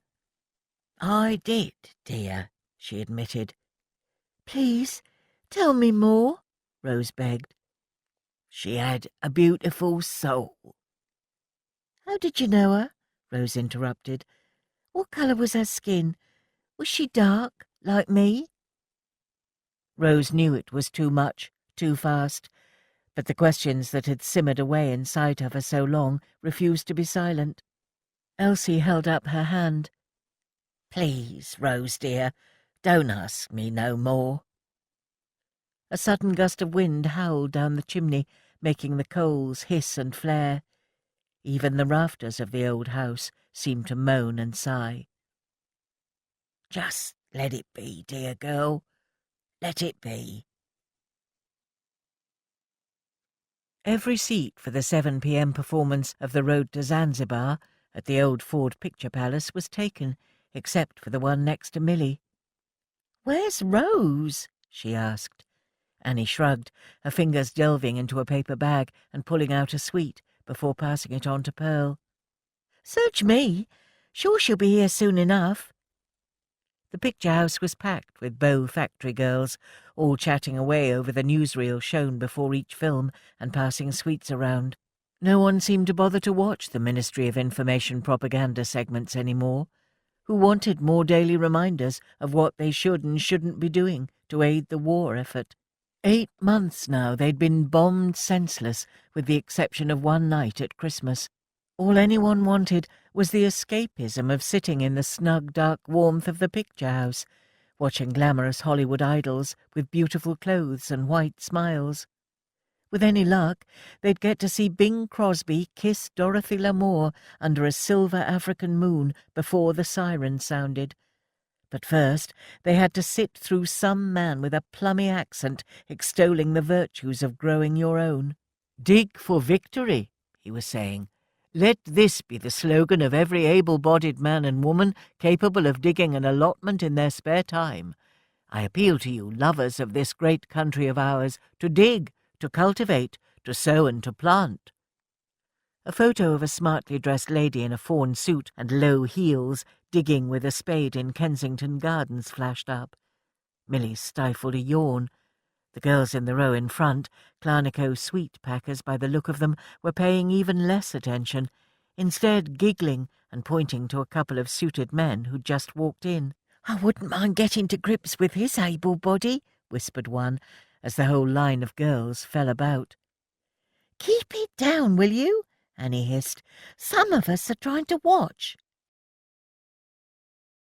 "Yeah," Millie chipped in impishly. "Not everyone wants to hear your gutter talk." "Hark at who's talking," the girl spluttered. You match girls got right potty mouths on you. Like gardening, do you? Pearl asked Annie, amused. I'd love to have a go, yes, Annie admitted, her face animated in the glare from the screen. Make a change from packing matches all day. I've helped my nan plant a few dahlias in the backyard, but I don't really know the first thing about crop rotation and all that malarkey. I'd be happy to help, Pearl said. My dad has an allotment, taught me a thing or two. You want to stop talking about her, Annie, and just do it, said Milly, who'd left off sparring with the Clarnico girls and was waving to Rose as she walked in. But how? Annie protested. The only spare land's at the factory, and I can't see them letting me dig it up, can you? Besides, I wouldn't even know where to start. All employers are being encouraged to find vacant land for their employees, or lease it to their local councils for allotments, said Milly, getting out a nail file. Bryant and May would have to yield to a request to do so. Annie stopped sucking her sweet and stared at her. Someone swallow a dictionary? Milly laughed out loud as she filed the edge of a broken thumbnail. What's the joke? Rose asked as she settled herself down. Annie here's come over all green-fingered. She's going to start up an allotment at work, Milly replied. Oh, you should, Rose enthused. I've always fancied having a go at that. Anything to get me out of the house. Take it your mum didn't warm to having a pet dog then? Milly asked sympathetically. What do you think? Rose groaned. Well, that's settled then, Milly said. We're going to speak to the bosses, set up our own match girls' allotment. Milly became aware of a commotion behind her. The suited and booted men who had entered the picture house were weaving their way up the line behind, causing a fuss. Move it, Pell. This seat's mine. She turned round to see Curly lowering himself into the seat directly behind hers. With a smirk, he pulled out a cigarette and gestured to the usherette for a light. Betty Connor was by his side in a heartbeat, whispering something in his ear as she obligingly lit his cigarette. But Curly didn't take his eyes off Milly's face. "All right, love," he said mockingly, blowing a blue plume of smoke in her face. "Thought I'd come and keep an eye on my wife." Milly turned back round and stared hard at the screen, hot, painful tears blurring her vision. Chapter 8. Maureen Riley was wrong about Jerry returning that night, or even the one after. In fact, apart from a delayed action bomb exploding in the Bryant and May wharf quite suddenly one dinner time, sending a sheet of golden flame billowing up the River Lee, all had been quiet, comparatively speaking. The bombs had finally stopped dropping, and 4 weeks on from the hardest night, as they were now calling it, the match girls were daring to hope that might be it. The Luftwaffe had turned their attentions east to the Soviet Union and had begun bombing the Russians. Back in the East End of London, summer was blooming over Bow. Milly's black eye had faded, thanks to Elsie's homemade remedies, a parsley water eye bath and infusions of dried flowers for a sad heart. Rose's leg was healing, and she'd quietly returned home to Maureen, the dutiful daughter once more. Annie had been hard at work doing her research, and had requested a meeting with the works manager and Mrs. Frobisher, the welfare superintendent, on their dinner break about getting their allotment up and running. As for the newcomers, Pearl was settling in well at number 33, as was Pip. The Liverpool lass was very reserved, but Annie had to admit it was nice to see their little group swell to 4, well, 5 if you included Pip. With her soft voice and gentle manner, Pearl was a calming influence on Milly. Annie was impressed to see how well she knew her way around the machinery too, having worked identical ones at the diamond works, and how she too had learnt to lip-read to get round the terrific noise of the top match room. Not that you needed it with Milly. "Oh, bleeding buggery balls," Milly groaned loudly. "I just remembered it's my turn manning the match machine after dinner." All of the girls were given different jobs and rotated to stop boredom creeping in. The most dreaded of all, though, was standing at the conveyor belt in silence for hours on end to check that no splints went astray and accidentally clogged the whole system. One tiny match not being where it should could cause mayhem. On really hot days like today, or if the machinery broke down, the matches would spontaneously burst into flames, which was nothing short of a disaster, with so much paraffin and phosphorus about. "I'll take your turn, Millie," Pearl offered. "Really?" she exclaimed, fishing a cigarette out from her cleavage. "Yeah, course, I don't mind a bit," she said, a shy smile spreading across her pale cheeks. Annie knew she herself was on the thin side, but Pearl was ever so slender. Her skin was luminescent, and she had a frail, fragile quality about her that seemed at odds next to Millie's diamond-hard glamour. Give her a few more weeks, Annie thought with a smile. Few more plates of her nan's bread and drip, and she'd soon fill out. The bell for dinner sounded. Annie had been told she was allowed to bring a friend along to the meeting with the works manager. "I'm just here as your wingman, all right, Annie," Millie said as they paused outside his office. "This is your show." "Right," said Annie nervously, clutching a Dig for Victory leaflet she'd picked up from the town hall and fanning her face with it. It was cracking the cobbles outside, making it even harder to keep her cool. Seated across from the elderly man, his predecessor had been called up at the start of the war, and Mrs. Frobisher, Annie's mind went blank. "My pal here wants to start an allotment," said Millie, nudging her. "An allotment? Here at Bryant and May?" said the manager, leaning back in his chair to reveal a large sweat stain under each armpit. "Yeah, that's right," Annie ventured. "Where?" "I was thinking of two possible sites, where the girls' club used to be, in the recreation grounds off Wrexham Road, and another one where the bomb fell in the yard at the back of the office block." The foreman looked out of the window at the very site where Annie had suggested, and roared with laughter. "Oh, that's a cracking wheeze, that is." "Please, sir, I ain't joking," Annie said, crossing her legs in annoyance. "But it's a bomb site, girl." "I know that, sir, but over in Bethnal Green they've started allotments all over the place, in the grounds of old bomb sites. They call themselves the Bethnal Green Bombed Sites Producers, as—" "I don't give a monkey's if they've found a way to grow bananas," the manager interrupted. "This is a business premises. Besides, look at all that debris. I should like to see you try and clear that, never mind grow veg on it. That's a man-sized job, that is." "But we could try, couldn't we?" Annie said quietly. "No point," he sniffed. "Soil is key. You ain't even got any topsoil there. The ground'll be as acidic as anything, 'cause of the cordite." "Oh, bugger the cordite!" Millie exclaimed. "Ain't no filth you can't grow taters in. Besides, this factory has a legal obligation to allocate spare land for use as allotments. Ain't you heard of Dig for Victory?" The works manager bristled with annoyance. "And you are?" "Millie Brown, match girl, and Miss Bry May, 1938, she replied, jutting her chin out. "Me and my pal here are members of the Match Girls Club. It's been instilled into us the virtues of a good sense of citizenship. What's digging for victory in the factory allotment if not that?" "Am I being lectured in citizenship by a potty-mouthed match girl?" he spluttered, smoothing down his tie. Annie groaned inwardly. This was not going according to plan. "I think she might have a very good point there, actually," piped up Mrs. Frobisher. "I back these girls' plans wholeheartedly. I think the factory should be seen to be participating in the government campaign. The Ministry of Agriculture has announced it wants an extra 500,000 allotments by the end of the summer. Don't you think we should be doing our bit at Bryant and May? We have 3 acres of ground, after all."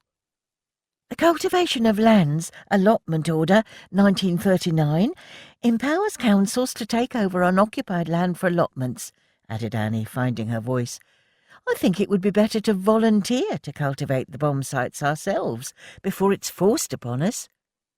The works manager peered at her and blew his cheeks out. "I don't know what this world's coming to. Match girls, gardening, whatever next. But very well, I shall talk to the chairman about it." Mrs. Frobisher showed them to the door. "Well done, girls," she whispered under her breath. "Please, Milly, in future watch your language." "Sorry, Mrs. F," she said contritely. "Silly old ass," tutted Milly as they returned through the reception area to the factory canteen. "Who's he think he is?" "You were terrific in there," sighed Annie. "I was like a wet rag." "No, you weren't," Milly admonished. "Where'd you get your front?" Annie asked. "My nan, Nellie. Also, marriage to a tow rag'll help you tough anything out," she joked. "But seriously," she added, taking Annie's chin and lifting it up, "hold your head up high, girl. You're as good as any of them." "Thanks, Milly," Annie replied, her rumpled red gold curls shining in the dazzling June sunshine. "I'll remember that." Milly's bright smile faded, and Annie turned to see what she was staring at.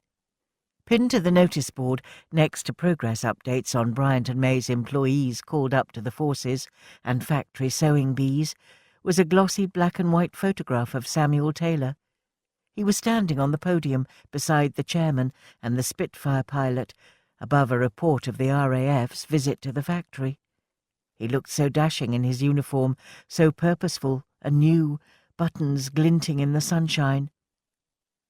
"How's your Nan?" Milly asked quickly. "Has she got over the shock of the fire?" "Nan? She's a game old bird. Now the bombs have stopped, she seems almost back to her old self." Annie sighed as they left reception and crossed the yard. "It's been tough on her, mind. Dad being taken prisoner of war really hit her hard, and I know she hates being parted from my sisters, even though I try to tell her the countryside's the safest place for 'em. She doesn't just worry about us either. She worries about everyone down the blooming street." "Don't kid yourself, girl," Milly laughed. "She rules them cobbles." "You're probably right there. She was up half the night delivering Mrs. Ramsay's baby at number 9. She was only coming back in as I was leaving for work this morning." "Don't her legs bother her?" Milly asked. "Her legs?" Annie replied, puzzled. "Yeah, I noticed on the night of the fire when Samuel picked her up. She's got scars all over her thighs." "I think you must be mistaken, Milly," Annie frowned.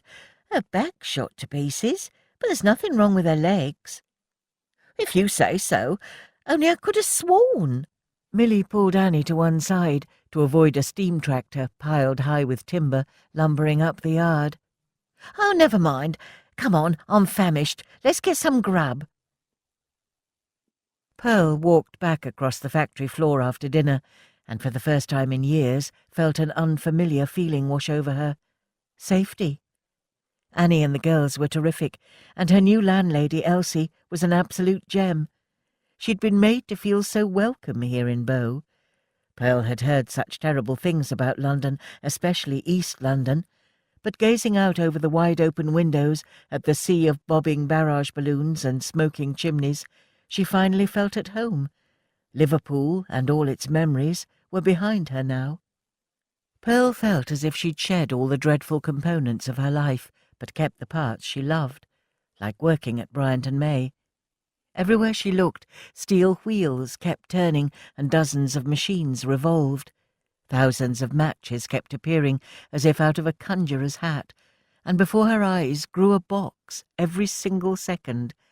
Work gave her such a sense of purpose when all else had threatened to destroy her. She took up her place, safety watching, to check for rogue splints. So intent was she on her duties, she didn't hear him at first. "Whatcha, love? I know that face. Nice to see someone else from the matches washed up here." She glanced up to see the face of a messenger boy she vaguely recognised from the diamond works. "I wondered if I'd see anyone else down south. Feels like a foreign country down here, doesn't it?" "Can't you see I'm busy?" Pearl snapped. She was aware of Milly, Annie and Rose gazing over in curiosity. "Suit yourself," he huffed. "I was only trying to be friendly." Pearl's legs started to tremble as the lad stalked off across the factory floor. Why had it not occurred to her that there would be other workers here from the matchy? Angry tears pricked her eyelids, blurred her vision. "Pearl! Pearl, the button!" She didn't hear Millie's voice over the drone of production. In fact, it wasn't until the smell of burning filled her nostrils that she realized a splint had caught fire. "Oh, fuck!" She slammed her hand down on the red button to stop production, but it was too late. The match had already set fire to the ones either side, and the fire was spreading like falling dominoes up the conveyor belt. "Didn't you bloody see it, girl?" bellowed the foreman, sprinting to the other side of the floor to activate the sprinkler system. Within minutes, you couldn't see your hand in front of your face. A thick curtain of choking smoke filled the entire floor. "Annie!" Pearl cried, whirling round and round. The smoke was disorientating. She couldn't tell up from down. "Keep calm," bellowed a male voice. "Fire brigade's on the way." Pearl fell to her knees and crouched down as close to the floor as possible, like she'd been taught at the matchie. The smoke was so dense, the smell of phosphorus so pungent, it felt like a blanket smothering her. The sprinkler burst into life, and she could feel cold water running down the back of her hairnet, drenching her tunic. Then hands were lifting her up. "You're all right, love. Let's get you out into the yard." As the smoke cleared, she saw firemen, dozens of them, escorting dazed-looking match girls from the floor. No one panicked as they filed in an orderly fashion down the stairs and out into the yard. Their calm, exemplary behaviour only served to make Pearl feel more wretched. As she passed into the yard, she gasped great lungfuls of air. 4 fire engines were parked nearby. Bryant and May's own fire brigade and teams of firemen were tackling the fire on the top floor as clouds of grey smoke billowed from the open window. A deep shame engulfed her. This was her fault. Her mind simply hadn't been on the job. A match girl could have died because of her. "Pearl?" She turned to see Millie, Rose and Annie running up the yard towards her. "What have I done?" she asked, trembling. "Oh, come here, darling," Annie soothed, pulling her into her arms. "You ain't done nothing that many a match girl before you ain't done. This sort of thing happens all the time." "That's right," added Millie. "That's why they've got 2 bloody great water towers and a fire brigade here." Pearl was shaking so much she couldn't reply. "It's not like you set fire to the match, is it?" Rose soothed, patting her hand. But I wasn't concentrating," Pearl stammered. "I didn't spot it immediately." "All right, girls, production's over for today. Clock out, then head off home," shouted the foreman. "New girl, we'll have words tomorrow." "Come on, pet," said Annie. "Don't mind him. Let's all go back to mine. Reckon we can talk Nan into an early tea." The girls clocked out and grabbed their coats and bags, but as they reached the bottom step, a fireman was heading back up to the top floor. "Oh, hello, it's Ted, isn't it?" grinned Annie. "That's right. Good memory. And you're Annie, ain't you? You brought us tea the night the whole of blooming London was set on fire." "How are you finding your new job?" she asked. He shook his head, but his quick eyes were gleaming. "Come out of retirement and join Bryant and May Fire Brigade," they says. "It'll be a nice quiet job for you," they says. "I ain't stopped fighting fires since I bloody got here." A wide grin spread over his weather-beaten old face to show he was only joking. "Is it bad up there?" Pearl asked, passing her hand across her mouth nervously. "Nah, don't worry, love," he winked. "We'll have it cleaned up by tomorrow." "See you around, Ted," Annie smiled. And then, as an afterthought, "Oh, Ted, we're hopefully starting up an allotment here in the grounds of Bryant and May. How'd you fancy helping out?" "An allotment? Here?" he asked, raising one eyebrow. "Why, that's a smashing idea, love. I'll see if I can rope some of the lads in the brigade into helping out." By the time Rose and the girls had left the back entrance of the factory and turned down Blondin Street, Elsie was already near the top of the road, clutching Pip to her voluminous chest. "Oh, thank the Lord!" she gasped, making the sign of the cross over her apron. She let Pip down, and he tore up the cobbles and leapt into Rose's arms. "Whoa, boy!" Rose laughed as he smothered her face with kisses. "I saw the smoke from the top windows," Elsie panted. "I thought the whole factory was on fire." "Calm down, Nan," Annie soothed. "It was only a rogue splint, nothing to worry about." "Nothing to worry about?" she screeched. "Look at the state of you all." Rose realised they made quite a sight, their tunics sodden. "Oh, my girl, you have no idea." Elsie trembled. "I do wish you wouldn't work there. It ain't safe to work with matches." "Nan, let's not start this up again," Annie said firmly. "Me and the girls are dying for a cuppa and some dry clothes." "Course you are. Come on in, all of you," Elsie said, ushering them over the doorstep. After a cup of tea and a change of clothes, the girls laid their wet tunics over the fender in front of the fire. Gratefully, Rose sank down into an easy chair, and Pip hopped up onto her lap. "How's Pip been, Mrs. T?" Rose asked, as Elsie bustled about the tiny kitchen fixing their tea. "Good as gold, love," she called back, lifting the lid on a steaming pan and giving it a gentle stir. "He's smashing company for me when Annie and Pearl go off to work." Hearing his name, Pip pricked up one ear and stared intently at Rose. "All right, boy," she smiled, scratching behind his ear. "I'll take you for a walk once I've had some tea." "Nan cooks as if she's feeding the 5,000, Annie joked, raking a towel through her tousled hair. "What we got?" she asked, dropping the towel and lifting the lid on the pan with a hiss of steam. "One of your famous stews?" Elsie batted her hand away. "Liver and onions, if you must know, and pick that bloody towel up, girl, or else you won't get your sweet for afters." "Did someone say sweet?" asked Milly, coming into the kitchen from the lav in the yard.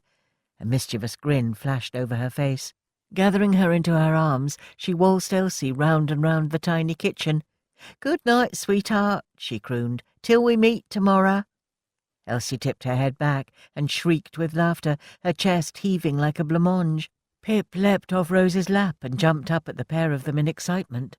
"Get away with you daft little article," she cackled, grabbing the range handle for support. "You're a flaming caution, you are. Look, you set the dog off now." Rose turned to Pearl, giggling. "Don't worry, they're always like this." Annie meanwhile had unearthed a box from the meat safe in the yard and was peering in, with her eyes all aglow. "Oh, hello. What we got here?" "Mr. Rosen, who runs the baker on Old Ford, gave it me to say thanks for lighting his fires earlier," Elsie said, still fanning herself down with the tea towel. Annie turned the box round to reveal the most perfect-looking cakes and pastries. Rose immediately felt her mouth start to water. "Mrs. T lights all the Jewish people's fires for them on the Sabbath," she explained to a puzzled-looking Rose. "That's right," grinned Annie, reaching her hand into the box and pinching a pastry. "Nan's what's known as a Sabbath goy." "Why must people be so quick to put a name to things?" Elsie grumbled, sinking her comfortable frame down into a chair next to Pearl. "I respect the Jews, unlike some, and I see no barrier in colour or religion. Lord knows we wouldn't be having this war if more people were a little more tolerant." She patted the edges of her frayed armchair. "Live and let live, I say." Pearl nodded. "All sorts of folk make up this world." "That's right, love, and surely you must have experienced the same prejudices in Liverpool," said Elsie. "You're a working-class community close to the docks, same as us." "Liverpool people are proud, like you Cockneys," Pearl agreed. "So, if you don't mind me asking, don't you miss it?" Elsie asked. "Don't get me wrong, we love having you, dear, but don't you miss being with your own people?" Rose watched in fascination as Pearl's colour rose, as if her cheeks were stained with cochineal.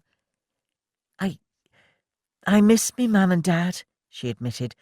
"They live a little way out of the city, but I needed work, simple as that." "But there must be dozens of factories in Liverpool," Milly pressed. "It ain't a crime, you can admit it." Admit what?" Pearl said defensively. "You was in pieces when that messenger from the Matchy came over to say hello earlier. You've done a moonlight flit, ain't you?" said Milly sympathetically. "That's why you didn't want him recognising you. It's all right, love, trust me, goes on here all the time." Milly casually smoothed down her stockings. "Most of my childhood was spent flitting." For a long time, Pearl sat in silence, picking at the flap of skin by the side of her thumbnail. "Yeah," she whispered eventually. "Something like that. Me dad was in an accident a few years back, and he weren't able to work, and what with the depression and all, times have been tough." Her voice trailed off, and she looked so anguished that Rose wondered if she oughtn't go to her and comfort her, but Elsie beat her to it. "Oh, my dear girl," she soothed, giving her an enormous cuddle. "Ain't no shame in being poor." It was a gentle understanding, born of poverty, but Rose couldn't shake the feeling there was more to the story than Pearl was letting on. But no matter, the girl was entitled to her secrets. God knows, Rose herself had plenty. 4 weeks on from being buried, Rose had told no one of the nightmares that plagued her, of so many hands clutching at her clothing, dragging her down into a dark, unknown place, or the vice-like headaches that started a few weeks ago. Neither had she told the girls about her walks with Pip down to the river basin at Shadwell, the same place where the woman who had given birth to her had thrown herself into the dark, swirling waters. A part of Rose was changed forever the night she was buried alive, and that was something she would have to deal with. But at least she had Pip now. She couldn't explain how his love was healing her, but he was like a part of her now, always there, never questioning or criticizing, just accepting her unconditionally. A deep silence stretched over the room. The only sound was Pip's tail softly thumping on the aged wooden floorboards. "Blimey, it's like a morgue in here," Milly chirped eventually. "Yeah, let's all cheer up," said Elsie, heaving herself up from her chair and patting Pearl on the hand. "Rose, be a dear and lay the table, would you? Set one more place and all. I've invited your mother. She's coming over as soon as she's finished her shift at the cafe." "Oh, great," Annie sighed. "That'll really cheer us up." "Mind your manners," Elsie scolded. 20 minutes later, Elsie was just serving up when Maureen swept in like a cold wind, headscarf tightly knotted around her thin face. Rose fussed over her mother, taking her coat and getting her settled at the table with a glass of porter. Maureen raised the glass to her lips and took a deep drink. "What's that dog doing here, huh?" she said, turning to Rose. "Thought I told you couldn't keep it." Pip slunk under Rose's chair. "It's all right, Maureen dear," Elsie soothed as she ladled a spoonful of steaming gravy over Maureen's plate of liver and onions. "I said to Rose I'd keep him here." "Yeah, will," Maureen snapped defensively, her lips as thin and sharp as a razor. "I've got enough on my plate. 12-hour shifts I've been putting in down the cafe." "Course you have, dear," Elsie soothed, handing her a fork. "Go on, dig in. You must be shattered." Rose felt a deep ache press down on the sides of her skull, and from somewhere under the table Pip pushed his wet nose into her palm. But Maureen was just getting going. Chewing loudly on a piece of liver, she swallowed, wiped the side of her thin mouth, and looked triumphantly at Milly. "You'll never believe what I heard down the cafe earlier." "What's that, dear?" Elsie asked, tucking her napkin into the top of her apron. "Betty Connor, you know, that usherette from the old Ford Picture Palace. Well, she's only in the family way." Chapter 9. July blazed through Bow like a shimmering arrow. The stagnant air over the greasy water of the River Lee was green with flies and hot with the scent of coal dust. Bomb sites all through the district were already sprouting great drifts of ripe willow herb pushing through the cracks, helping to heal and hide the ugly scars of war. Thankfully, double summertime had been introduced. Longer daylight hours meant Annie could begin her allotment plans in earnest. To her astonishment, the chairman of Bryant and May had thought her idea a splendid one, and not only agreed to allocate her the 2 bomb sites she'd requested, but also placed funds at her disposal to help develop them. But even with Bryant and May's full backing, getting a dig for victory allotment off the ground was an overwhelming task. "What are we supposed to do now, Annie?" Rose asked, as they stood in the eerily quiet yard early one Sunday morning, dressed in dungarees, with a couple of spades they'd begged and borrowed. "I don't know one end of this spade from the other." Annie sighed. It was a good question. It was all well and good Churchill instructing the nation to put their garden on war service when the soil was rich and full of humus, but it was an altogether different task when it entailed the transformation of a bomb site. Some fellows from the council's heavy rescue service had cleared away the masonry and rubble, but the curmudgeonly works manager was right. The ground beneath was covered in slivers of broken glass, bricks, shrapnel and scree. "Well," said Annie, consulting the Dig for Victory leaflet No. 1 she'd got from an exhibition down Poplar Town Hall, "I guess we, well, dig." "Right you are, Annie," Pearl said. She dug her spade into the ground, immediately hit a brick, and turned her ankle. "Oh, flaming hell, that hurt!" she cried, hopping about on one foot. Rose looked at Annie and grimaced. "Perhaps this is a man's job." "That's rot, Rose, and you know it," Annie replied crossly. "We just need to put our hearts and our backs into it. Now, where's Millie? She ought to be here by now." "Need any help?" called out a voice. "Ted!" Marching up the long yard, accompanied by 4 other off-duty Bryant and May firemen, was Ted, the fireman she'd met on the last night of the Blitz. He'd made good on his promise to help. "You ain't going to get very far doing that, girl," he chuckled. "What you need is these." He held up a dustbin lid pierced with holes and started shoveling great piles of earth and rubble into it. "If you sift the earth through this, you'll soon get rid of all the glass and shrapnel." "You're a genius, Ted," Annie cheered, and unable to help herself, she planted a kiss on his cheek. "Grandad's too old for all that, but I'd happily take a kiss off you," winked a younger fireman. "Shut your cake-hole," Ted said cheerfully, chucking him a key. "Now, go and get some more tools and some gloves for the girls from the station." He turned to the girls, his lovely craggy old face squinting against the bright summer sunshine. "I won't lie, girls. This is going to murder your backs, wreck your hands, and give you calluses on your calluses. But you'll never sleep as well in all your life. Let's get sifting, then we got to dig. And when we're finished digging, what we got to do?" "Get a cup of tea?" Rose asked hopefully. Roaring with laughter, Ted hitched up his braces and grabbed a spade. "Nope, we're going to do some more digging." Annie and the girls set to work, sifting and raking through the debris until their hands were black. Even Pip joined in, scampering about, sniffing eagerly and pausing every now and again to dig furiously. Even when she was working in the top match room, Annie found it impossible to keep her thoughts from ticking over, but something about working out here in the fresh air allowed her mind to roam gloriously free. She was astonished when she realized 2 hours had passed by in the blink of an eye. It was amazing how quickly the ground transformed itself with the help of 5 firemen and a dog. As they worked, Annie was stunned to see what the earth revealed the deeper they dug. All manner of queer treasures were plucked from the ancient soil beneath the yard of the match factory, revealing the area's rich history. Oyster shells, pottery, stirrups, a set of false teeth, a clay pipe, and the remains of a corset lay piled in a heap to one side. Pip even unearthed a piece of old crinoline. "Well, I'll be," Ted remarked, digging his spade into the ground with a grunt and leaning against it.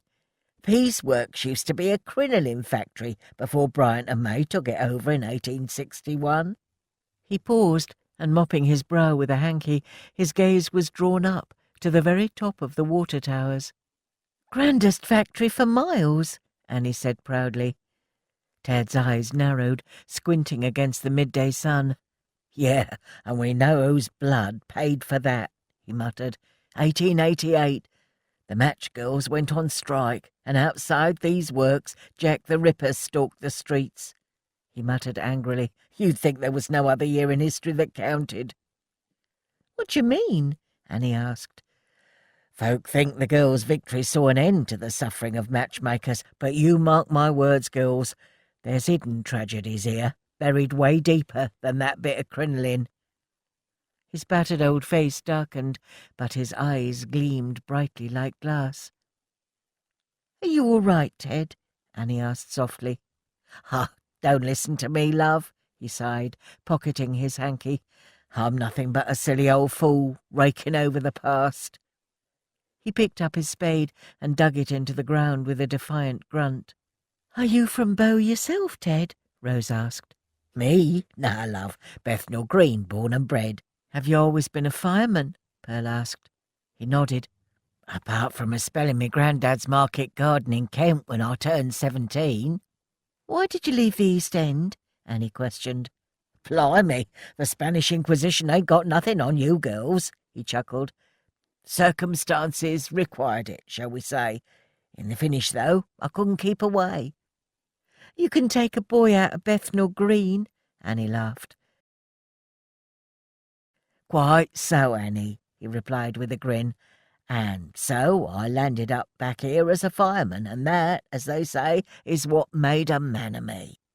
A wry grin spread across the old man's cheeks, black earth creasing into the fissures and cracks of his face. 40 years fighting fires. Thought I'd seen all there was to see with the First War, and yet here we are again. Jerry obviously don't want us to retire. Ain't that right, Walt?" One of the older firemen looked up from his spade and nodded. "Don't reckon so, Ted, no. D'you know, during the last war the lads in the peeling room found 120 bullets in the butt end of a piece of Belgian poplar that had been delivered to the yard." He shook his head, either through dismay or horror. "That's a horrible reminder of the fate of our boys in those trenches. I never thought I'd live to see the day when war itself would come to our doorstep." Annie gazed at the old firemen, their hearts freighted with the history of the past. They, much like her dear old Nan, had seen too much. Ted and his pals, Elsie, they were all too long in the tooth to be fighting fresh wars. Suddenly Ted's whole face lit up, chasing the sadness out. "Soil!" he exclaimed, crouching down and scooping up a handful with so much care you'd have thought he'd struck gold. Their collective sifting and digging had at long last paid off. It might have been untilled, poor, and 3 feet beneath the surface, but it was at least earth in which to start sowing fresh seeds. Pip started to snuffle his wet nose through the damp soil, sneezing noisily, to the laughter of all. "This looks like a lark. Can anyone join in?" trilled a voice from behind. "There you are, Millie," Annie exclaimed.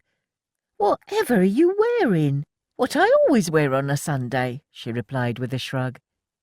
Millie was head to toe glamour in a pair of improbably high, peep-toe cyclamen red suede heels, a skirt that looked like it had been sprayed on and penciled-in seams up her legs. "Sorry I'm late, girls," she blustered. "Only I was painting my nails." "Right, where shall I start?" "Do you think that's appropriate, Millie, for digging?" asked Rose. "Yes," she said defensively, grabbing the nearest spade. "That's the problem with this war. Femininity's going out the window. You can't tell the he's from the flaming she's. I don't mean to be rude, girls, but look at the state of you." Annie went to protest, but Ted laid a hand on her arm and winked. 1 hour later, Millie's seams were sweaty smudges down the backs of her calves. She'd kicked her shoes off and had resorted to prodding the earth with a hand trowel. "My nails are ruined," she moaned, "and this ground's hard as rock. Is anything going to grow here?"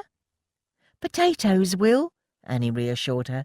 "War Rag fella up the town hall said they yield a good return for small outlay in money. They just need a lot of double digging, or bastard trenching, as he called it."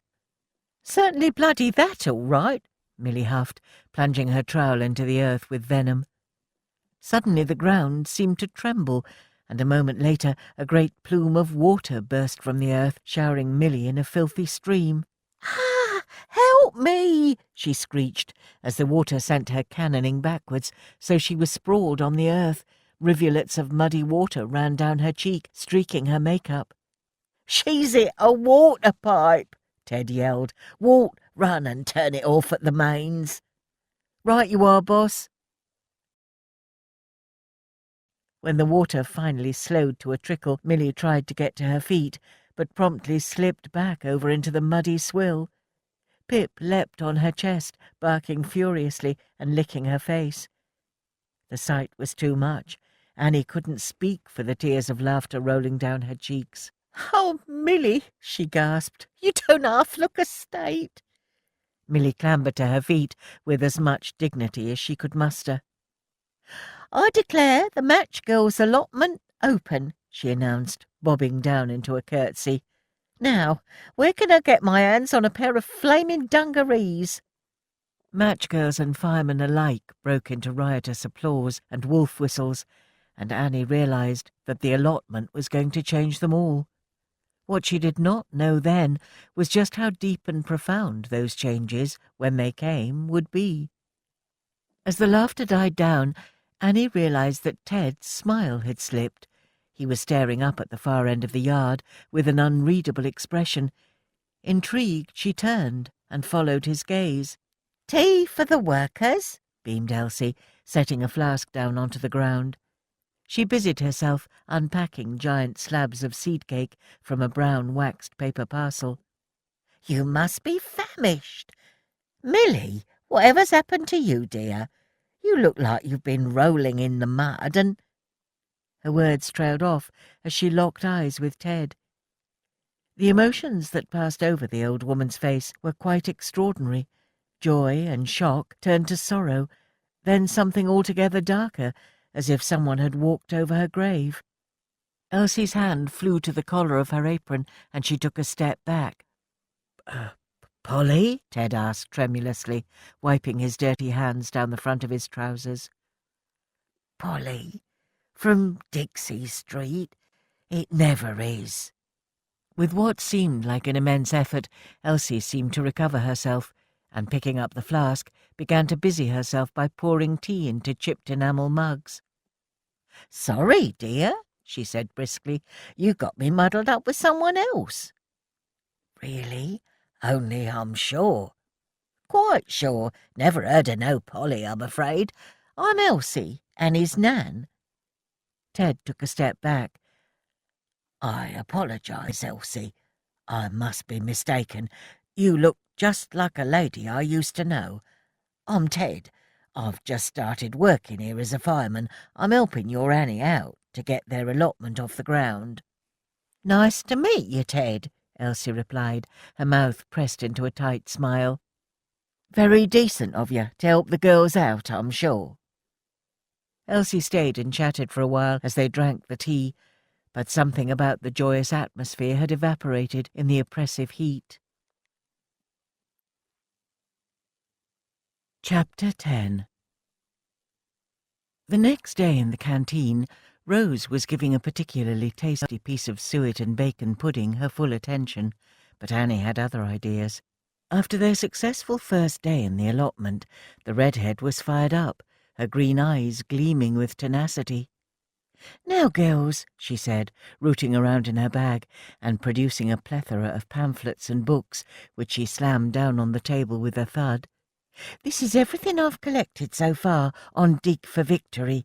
I had a cuppa with Mrs. Frobisher yesterday afternoon, and together we've come up with a plan of attack." "Blimey, Annie," Millie said, winking at the girls. "We're starting an allotment, not manning the trenches." "But that's the point, Millie," Annie protested. "The more I've learnt, the more I see this is our way of fighting back. More food grown here will relieve ships from convoy duty." Her face darkened. "The first year of the war, we lost 800 tons of food at sea, thanks to the Nazis. Last year, 22,000 tons." "Imagine all those lost souls," said Rose quietly, finding she'd lost her appetite. "To say nothing of all that waste." "Exactly," said Annie. "Churchill says food wins victories as sure as gunpowder." But this isn't just about food, is it, Annie? Pearl said perceptively. No, Pearl. Annie sighed. I dunno about you girls, but after all we've been through this past year, I feel like all we've done is hide in basements and make matchboxes while... Her anger deflated like a balloon, and to Rose's dismay, Annie began to cry. My dad's a prisoner of war. I ain't seen my sisters in over a year. My family's been torn apart, and I feel so bloody useless. Oh, Annie, said Milly, reaching her hand across the tabletop and squeezing her fingers. I'm sorry. I didn't mean to poke fun at you. Nor me, said Rose. I think it's a smashing idea, and we'll all support you in any way we can, won't we, girls? Too right, said Milly. We'll make it the best bloody allotment the East End's ever seen. Relieved, Annie talked them through the plan she'd fleshed out with Mrs. Frobisher.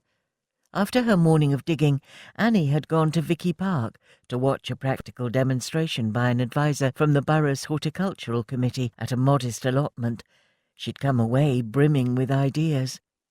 Their allotment was to be a registered war charity, affiliated to the National Allotment Society and run by a committee led by the chairman of Bryant and May, Mrs. Frobisher, the head of Fairfield Works, and Annie. All the produce they grew would be sold to raise funds to support relief organisations, including the Next of Kin Prisoners of War Club, run by St John's Ambulance, the British Red Cross, and the Women's Voluntary Service. Anyone else want to sit on the committee? Annie asked. A silence fell over the table. We trust you to deal with that side of things, Annie, Milly remarked, jokingly flexing her biceps. You be the brains, we'll be the brawn. Very well. Just think, me, a match girl on a committee alongside the chairman, Annie breathed. I hope I don't get tongue-tied at our meetings. What do I always say? Milly asked. Hold your head up, Annie ventured. That's right, Milly said. You're as good as any of them. If not better, Rose smiled. Thanks, girls, grinned Annie. It's so exciting. There's so much to learn. I don't even know where to start, she gabbled, pulling out more paper from her bag. Here's our objectives. Rose began to read and quickly felt her head start to swim. To promote the interests of allotment holders and gardeners, to cooperate with any committee set up by the government, local authorities and other bodies to further the interest of allotment holders, to ensure good management of land, to protect the allotment from damage, trespass and theft, to take part in the national effort and dig for victory. We'll develop the site in the yard behind the office block into a 10-rod allotment, and the other one on the site of the old girls' club at the recreation ground will be bigger, twice the size. Annie was excited now, scarcely pausing for breath. We'll have to build a potting shed, a tool shed, and start developing a compost heap at both sites. Where will we get the seeds from? Pearl asked. Seeds, seedlings, fertilisers and insecticides can be bought cost price from the allotment subcommittee of the LCC Allotments Council, Annie remarked, looking pleased with herself.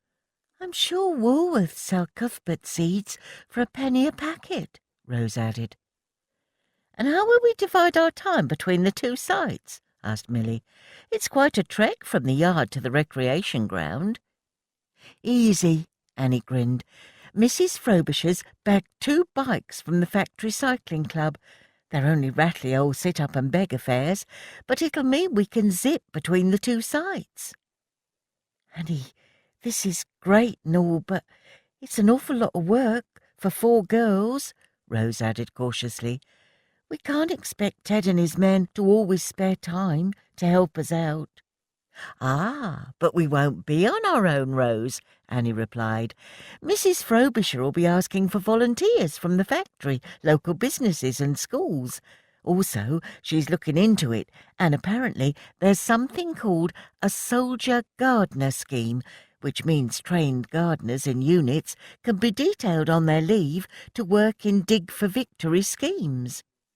Nice, we'll have a bit of muscle about the place, Milly said, raising one eyebrow. Behave you, Annie said, poking her.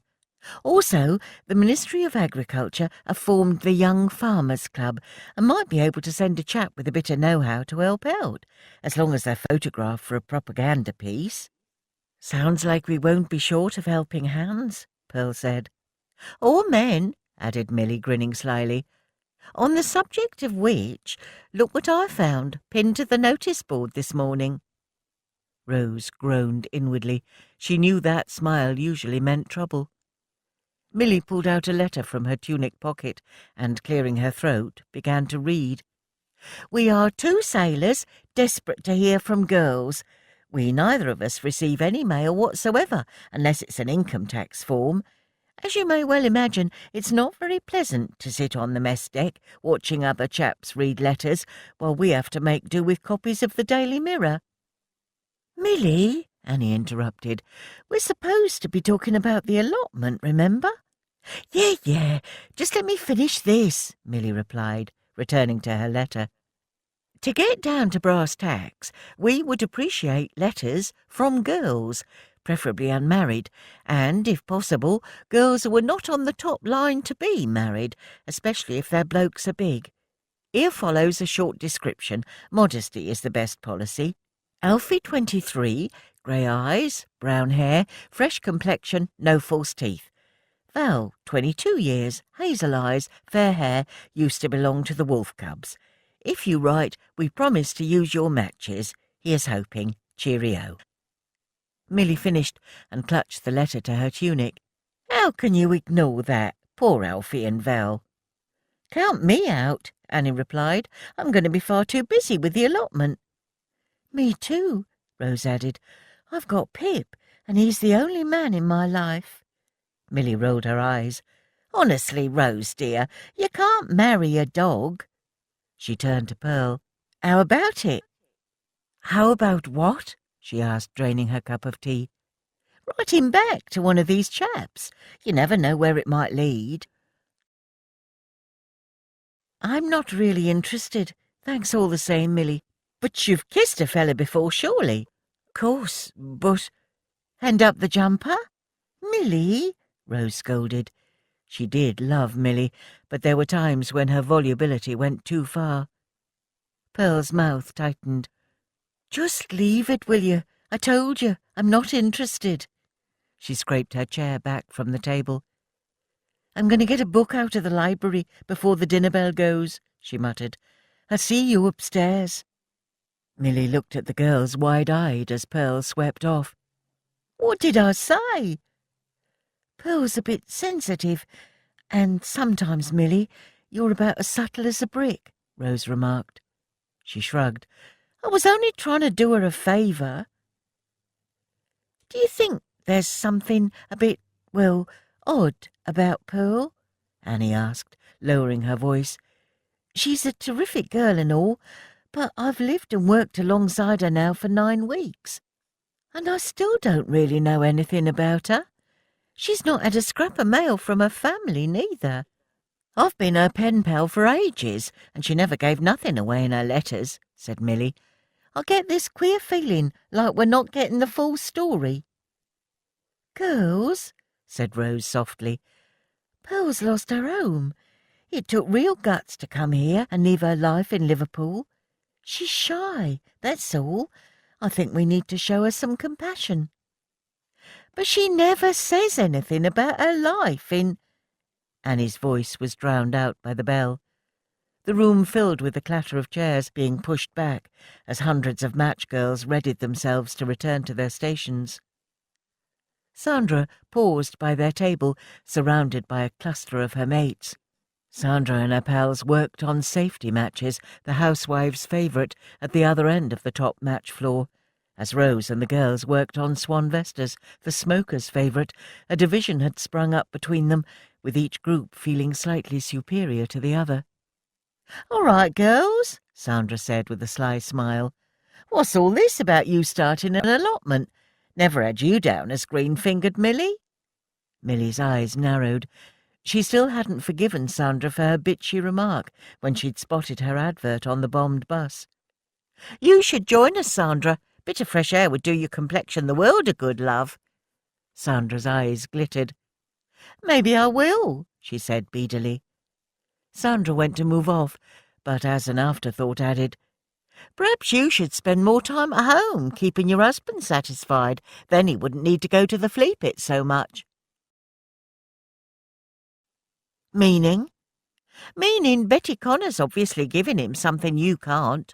"Why, you little—" Milly was on her feet in a flash, ripping Sandra's hairnet off and a fistful of her blonde hair with it. The fight was over before it even began. Annie and Rose pulled Milly off, and the elderly canteen manager hauled Sandra off the floor. "For pity's sake, girls," she said wearily, "I didn't come out of retirement to break up fights. Show some respect. Our ancestors went on strike back in 1888 to fight for the right to this canteen, and here's you lot fighting in it like cats in a courtyard." An embarrassed silence fell over the group. "Sorry," mumbled Milly. "Me and all," said Sandra.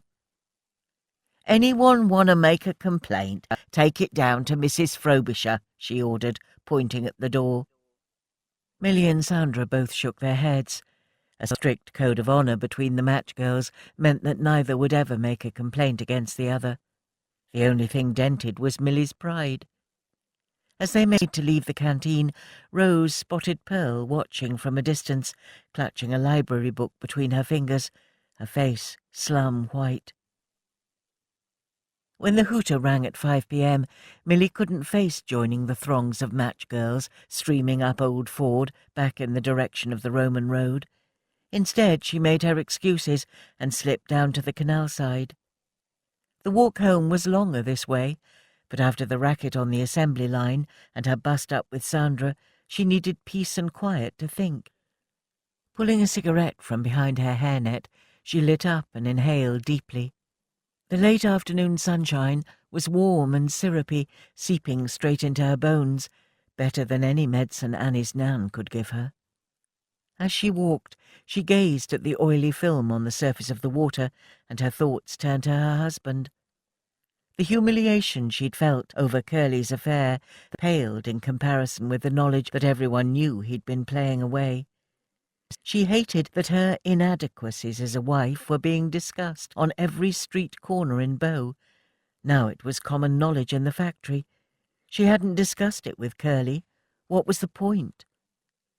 Since his affair with Betty had begun, he was home less and less now. He'd never kept regular hours at the best of times. Often he didn't come home at all, and that suited Milly just fine. It was saving her a job, after all. What hurt the deepest was the knowledge that her youth was passing her by. Soon she'd be an old woman getting her long service medal at Bryant and May. This ends CD3.